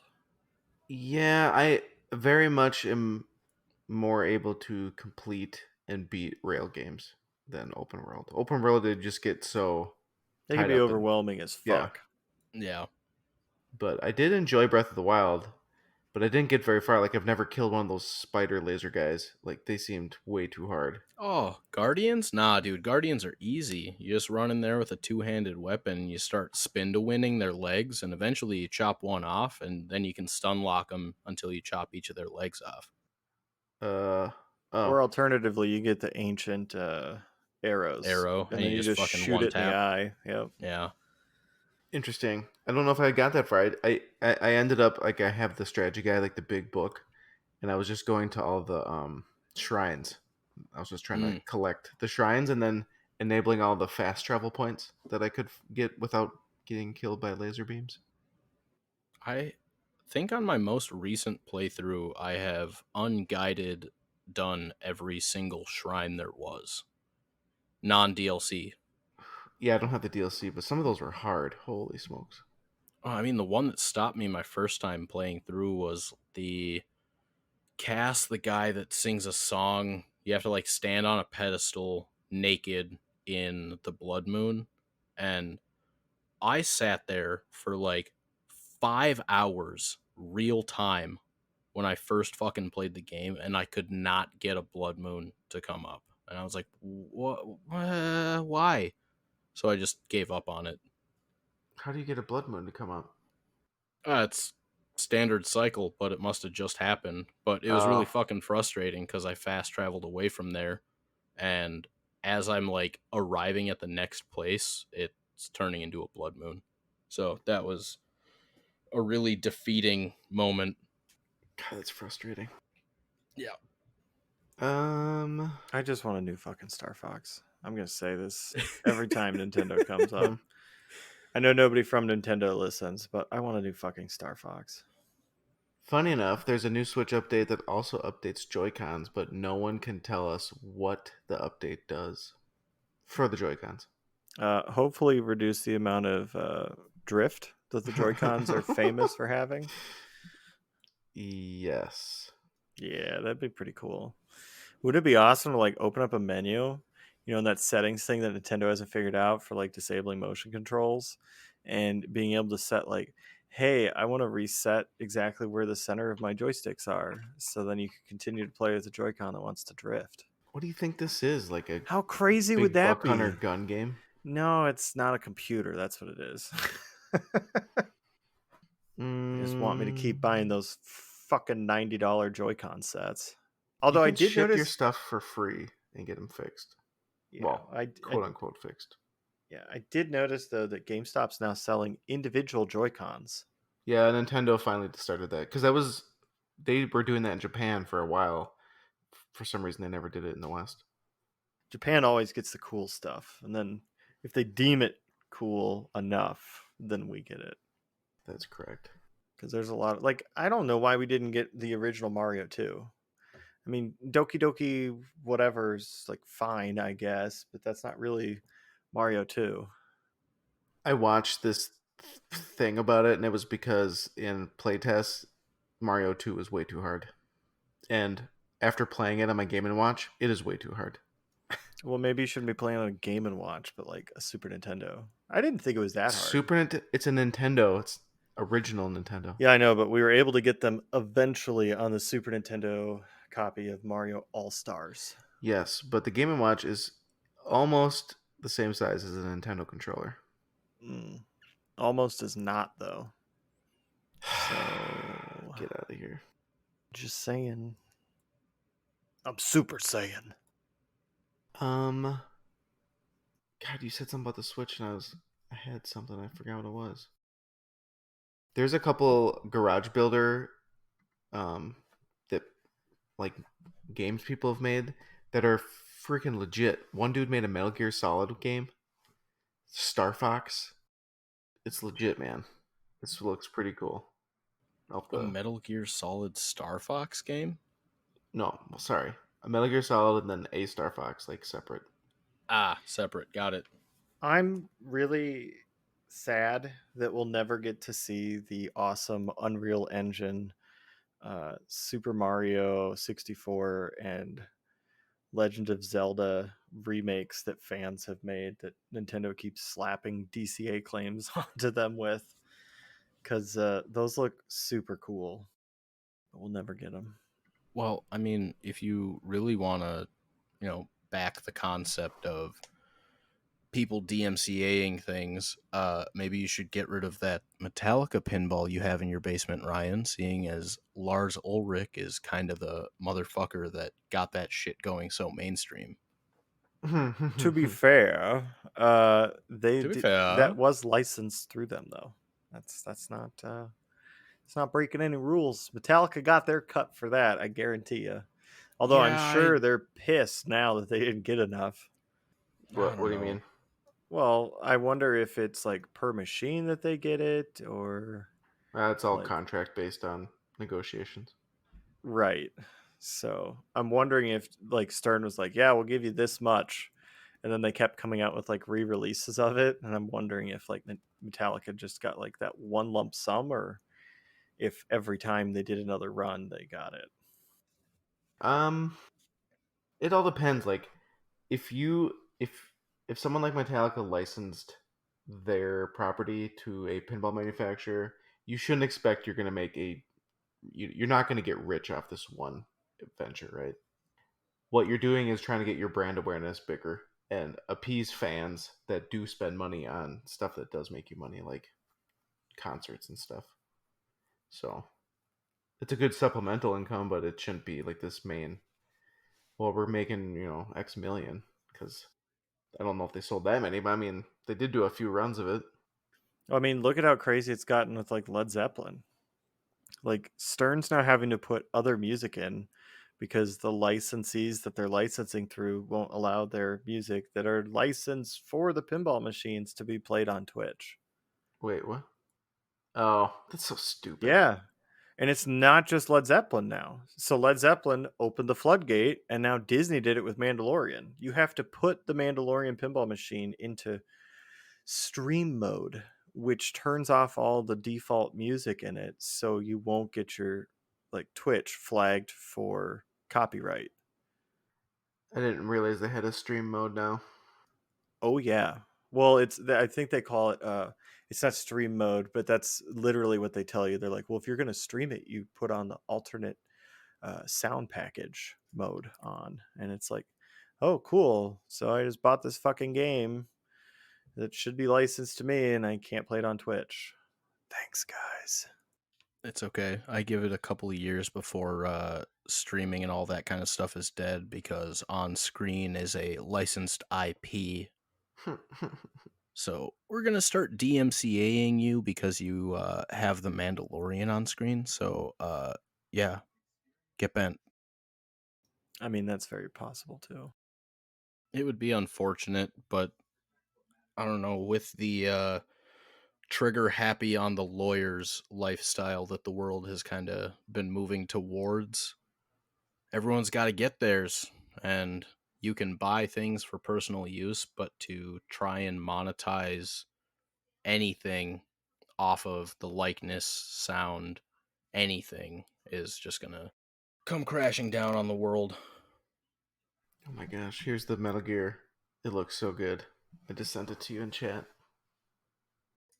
I'm liking what I'm seeing so far. Okay, Dude, it's so Garage cool Gear that Solid.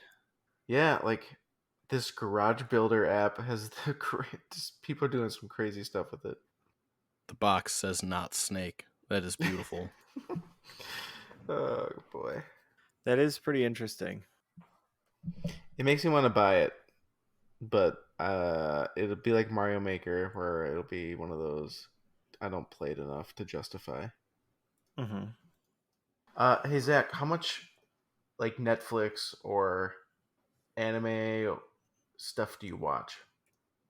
Uh, Kind of depends on what's going on in my life. I've been finding myself on the couch watching things just a lot more lately. So, a fair amount. I mean, I was one of the first people that hopped on the like streaming life for Netflix way back in the day. Hmm. Okay. So, what just before the we started recording, I realized that Netflix has the new or not new, but it has the Warcraft movie now, so we can watch that because I've wanted to watch it, but I haven't found it. Dynasty Warriors had a movie, might not be good, and then Resident Evil has a new animated movie that's called Infinite Darkness that should drop in a day or two. All right. So have you seen the Warcraft movie? I saw the first one from several years ago, and it was a fun romp, but also kind of rough to watch. I think that's what this is. Like, I think it's the... It's the same movie, or is Yeah. it like the second? There's a second one? Oh, I wasn't sure if there was or not. I don't think it did good enough for a second, but I watched a video about it, and people were like, no, this was good, but there were some things that weren't done good. We should get another one that explains it correctly. Yeah, that's, to my understanding, that was the general consensus. And I didn't play a whole lot of WoW back in the day. I mean, I had a buddy try and get me into it, and it was just way too overwhelming. Like, I logged in, and immediately I'm swarmed by hundreds of players that are like trying to talk to me, and oh my god, Yeah, it was too much. I mean, I remember watching the movie when it came out, because we're talking about the one that came out like years ago, right? Yeah, Yeah. 2016. Yeah, okay. I hated that movie. And I won't say that I'm like the biggest World of Warcraft or Warcraft nerd around, but I have played a lot of the WoWs, and it really didn't do a lot for me personally. What about the Felt- RTSs? I really liked Warcraft 3, obviously, and I fucking love StarCraft and StarCraft Oh, 2. so good. But I was really pissed we never got the StarCraft RPG, and we also, or MMO RPG, and we also never got StarCraft Ghost, and we also never got a StarCraft movie, because I think there's totally enough material there for them to have done something. Oh, easily. They could have made a much better movie based on StarCraft than they did with WoW. WoW was just too much going on in the world of WoW that they would have had to focus on such a singular part, whereas StarCraft is pretty straightforward. Yeah. But I've always been more attracted to StarCraft than World of Warcraft, or the Warcraft world versus StarCraft world. Well, I mean, there's aliens. Yeah. That alone. Also true. Guns. That's another one. Well, okay, there were guns in WoW, but machine guns. There we go. There you go. Marines. Yep. And I love how in that universe they'd take the convicts and they'd throw them in Marine suits, and they'd be like, all right, here you go. You get to leave prison, but you're now in your own eternal prison because you're in that Marine suit. We wish you luck against the Zerg Menace. Yep. Good luck, buddy. Oh, and the Protoss are here too to poke you in the butt. God, StarCraft would make... I mean, they could easily do an animated TV series. They could do a movie. And then... yeah. I love the lore behind it. I never got super deep into, like, remembering people's names and stuff, but I enjoyed it. I mean, I could just hear Raynor's story told like 800 times over, and I'd be happy. But like Tassadar and Kerrigan's whole story, like fuck, each one of those could be a movie. I mean, and that's kind of what we got in StarCraft 2, but damn it, I just want a whole movie. I mean, they could just as easily make a Bad Batch style TV show where it follows like a crew of Marines from convict to glory. Yeah, they did that though. Was that with Mass Effect, the movie? And that was garbage. I turned it off like halfway through. I couldn't. I literally had to turn it off. Yeah, but that's also EA and BioWare, which I love BioWare, but I don't know. I I'd mean, like to think that Activision, and when I hear the word Activision next to, I forgot that Yeah. Activision is with Blizzard now. when I hear Activision Blizzard, I don't necessarily think that they're gonna do what's right either. No, probably not. No. I'll never forget the first day that they had Call of Duty like available in their like Blizzard launcher. It just felt so dirty because it was just like, well, this is it. Here's the end. It's also when Blizzard started not producing super great stuff. but they also haven't released much since. I mean, I was kind of pissed that we didn't get to see more of the hybrids in StarCraft 2. Like, they came out with the Ghost thing, thinking that would make up for StarCraft Ghost never getting released, and it doesn't. Wait, But what? I was really, really upset we didn't get to see more of the hybrids What do you mean the hybrids? in StarCraft 2. Was that part of the? Oh my god, I didn't buy all the packages. I only bought the first one. Wings of Liberty. Yeah. Okay. So there's like, well, 3, I think, if you include the DLC for StarCraft 2 Ghost, where you get to play um, those missions. But yeah, I would have really liked to have seen them try to bring like the hybrids into it, or at least have had a solo campaign if they didn't want to take it online for obvious balancing reasons. I think that could have been cool to get more insight into them, but we didn't get that either. What about the Monsters being remade by Rob Zombie? I heard mean- Cassandra Peterson's gonna be in it. Who's that? Who? I don't recognize that name. The Mistress of the Dark. Oh, I guess if you haven't played Scared Stiff or Oh, yeah. Well, Elvira, yeah. It's cool that Cassandra's going to be in it, but I don't really care that much, if I'm being honest. Oh, she's the original Elvira, huh? mm-hmm. She is. Okay. She is Elvira. Yeah, she spawned 1,000 prepubescent boners. Yeah. Yep.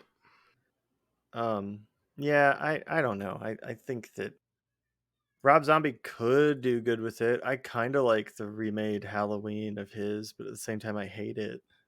But some of his movies are like enjoyable, and some of them I hate. Yeah, that's Like, what I was. I forget the one where it's like following his wife when she's in like New York as like a TV talk show host, and there's like some scary stuff going on. I forget the name of that movie, but I had to turn that one off. It was awful. It just didn't grab me at all. Yep, I'll be curious what this is like. I'll try to find it on the streaming service. It could be good. That's the thing. It could be. Yeah. I won't completely discredit Rob Zombie. He can make content that's enjoyable. But yeah, I think we might be at the end of our time? Question mark? We got a 2-hour podcast. I'm sure Zach's already like, shut the fuck up, guys. I don't want to Oh have man, I to don't care. edit any more of this. Well, that's what It don't Parnell would bother be me doing. He'd much. be over here in the chat like, stop fucking talking. It's midnight. I need to get to bed. This is over 2 hours long. Oh my God. God, I don't remember even saying that stuff. I do remember. Well, I mean, before we take off, then I'd like to at least address the Resident Evil animated film. It's going to be good, obviously, because Resident Evil animated films have always stayed more true to the canonical world that it is, and they're just fun. They can do more than what they can do live action. Zach, is this the one that they leaked the cast for a couple of weeks ago? And I even brought it up on the podcast I think so. because it was a bunch of famous people, and when I first saw the leak, I was like, or maybe they teased it. I was like, oh, they're doing another movie, but that Mila chick's not in it. And then it dawned on me when I read it that it was an animated. I wonder if that's it. Yeah, and Yeah. Mila really hasn't been in any of the animateds that I know of. Oh, thank God. And Like, not that she's a bad actor, but they just need to keep them separate. Like, don't mash everything together. well, what Yep. sucks is like in the video games, there's actually some like really cool characters, and we don't really get to see them except for in the animated movies. Yeah. So Oh, Yeah. now is this an animated movie or is this a series? I don't know. it's probably a series. I thought it was a movie, Like but it looks like it might be a series. oh, maybe it's just like. See, what they could be doing is like a 8-part, 8 episodes, but it's just like one giant movie. That's possible too. It doesn't look like it's a like super A-list cast list. Hmm. Oh, and yeah, and then the other movie you mentioned was Dynasty Warriors, I think. And Yeah. it could be good, but for me, keep it to the games. There's something fun about just going in and cutting swaths through crowds of folk and calling it a day. You're Dynasty right. Warriors never really excited me. I You don't know. serious? I love hack and slashing. It's just tedious. It's amazing. Resident Evil will be a multi-episode. Like they're calling this season 1, episode 1 is the 8th of July. Okay. Also, can we finally get the fucking Zelda like TV series or movie? Like, come Do you on, Nintendo. do you actually want it though? Yeah, I do. Oh. Has to be better than the animated thing. And I've seen a bunch of people making like Oh. fake trailers for it that I would absolutely sit down and binge like over and over again. That's fair. Interesting.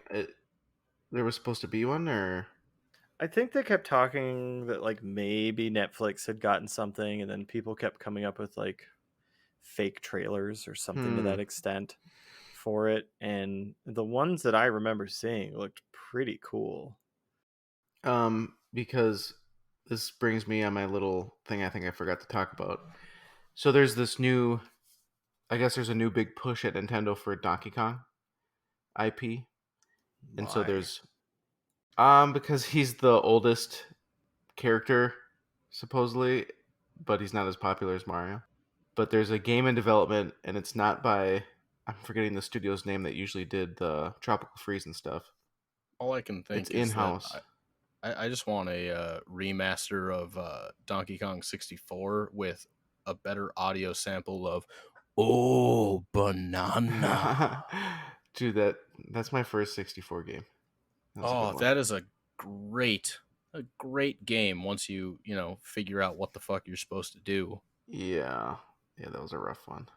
But they're also talking about an animated TV show that'll go along, and I'm assuming they'll do a Game and Watch because they've now announced the Zelda Game and Watch.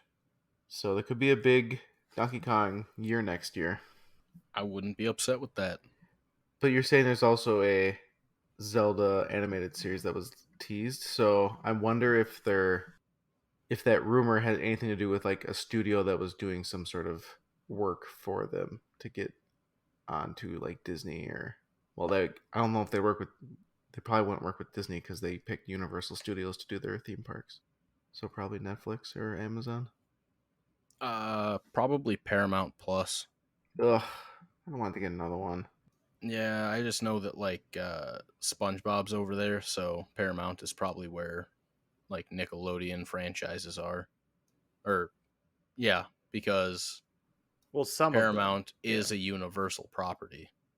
So I think at least. Fuck, maybe I'm wrong.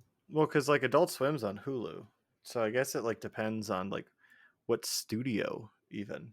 Yeah.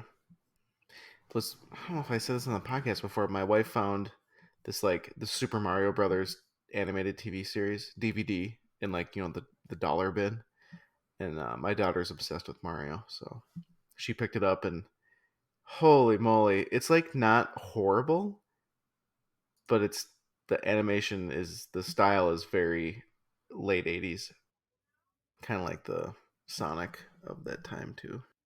But it's almost like Cheech and Chong are Mario and Luigi. It's kind of weird. Yeah, I don't know. I don't. Is there? Yeah. I looked up the Zelda stuff. I can't find anything. Well, yeah, because Nintendo DCMA'd all the different ones. Oh, I mean, dude, Sega used to do that, and then they finally, I think they finally accepted it. Like, as long as you're not making money off of it, they've allowed it. Yeah, but when it's on YouTube, you're technically making money on it.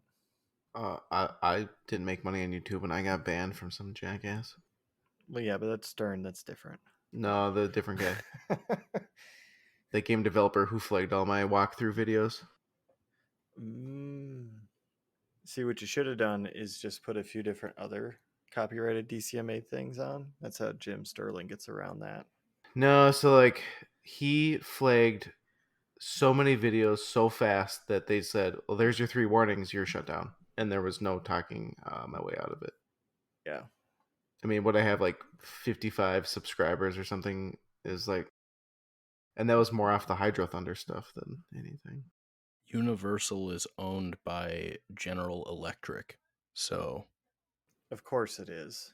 yeah, what that could pertain to, who knows? As far as movies and where that would be, they have Comcast, NBC. Oh, so it'd be on, what is it, Peacock? Well, okay, so like Nintendo's not like technically tied to them, but Nintendo chose Universal Studios to build their theme park in Japan. So in theory, then at least there's, There's a tie somehow. there's at least positive business relations. Yeah, because I think they're building one in the U.S. now. I think it's in California. Oh, that's fair. Well, I mean, realistically, though, if it is on Peacock, that's not the worst thing, because to my understanding, that is a free streaming service with ads. Oh, if it's free, I hate ads, but I will totally watch something if it's something I really want to watch. I'll Oh, yeah. survive through the ads. I don't know. Don't tell YouTube, but I swear to God, if they put another ad where I have to skip 3 ads in a row, I think that's gonna be the fucking straw, and I'm just gonna have to get YouTube Red or Premium or whatever the fuck it is. Yeah, but they put their own ads in. It's so irritating. Wait, what? So if you pay for no ads, you still get ads? No, I'm talking about YouTube putting their own ads for YouTube Red and all their YouTube videos. Oh, I don't care about that. I just So Super Nintendo World is going in Universal Studios Orlando. Okay, so clearly good enough relationship with Universal or General Electric or whoever to continue making more things over in the States. And maybe California. I feel like doesn't Universal already have a park in California? I thought they had one in Orlando, like in Florida. I thought that was the big. That's the big one. Universals. I thought. I don't know. It doesn't seem that big. Like I don't know if you've looked up the Japanese park. I've seen videos of like the at least like the Mario portion of it, Mm-hmm.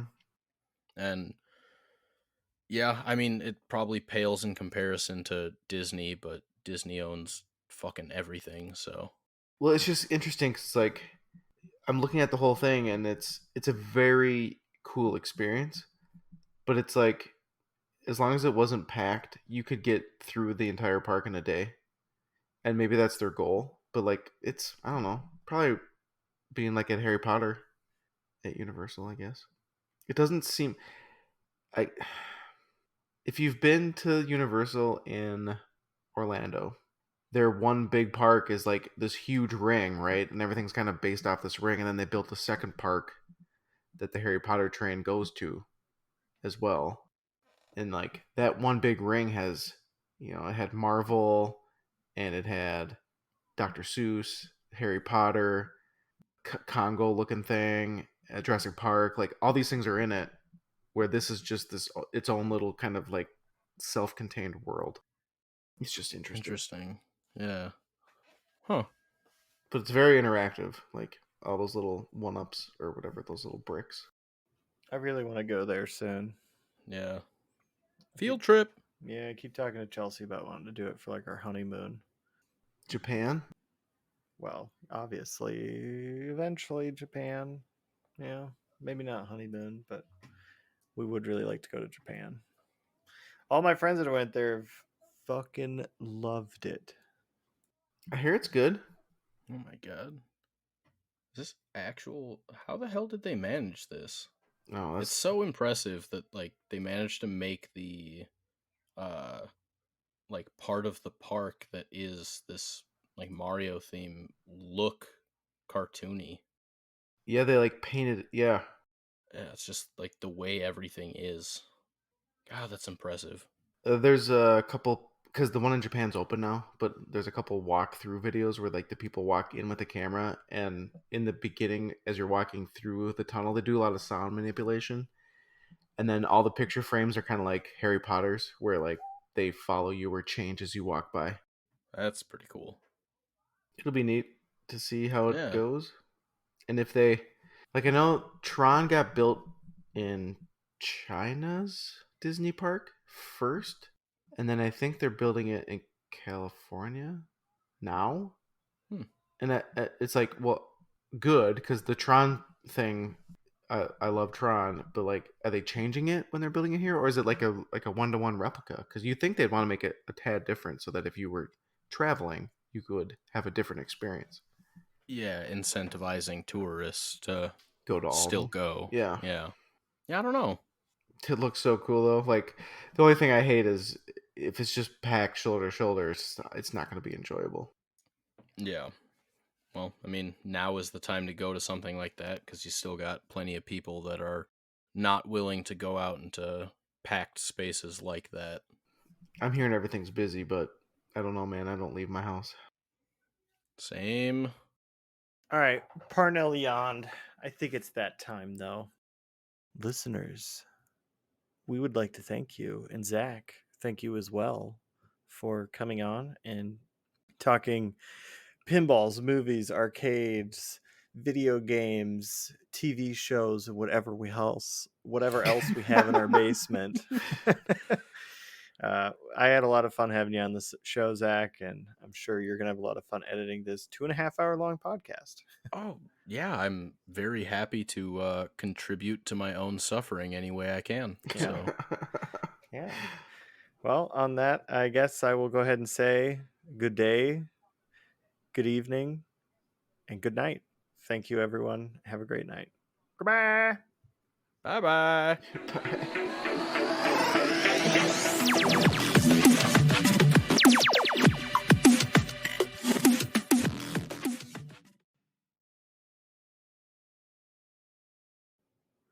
Now recording.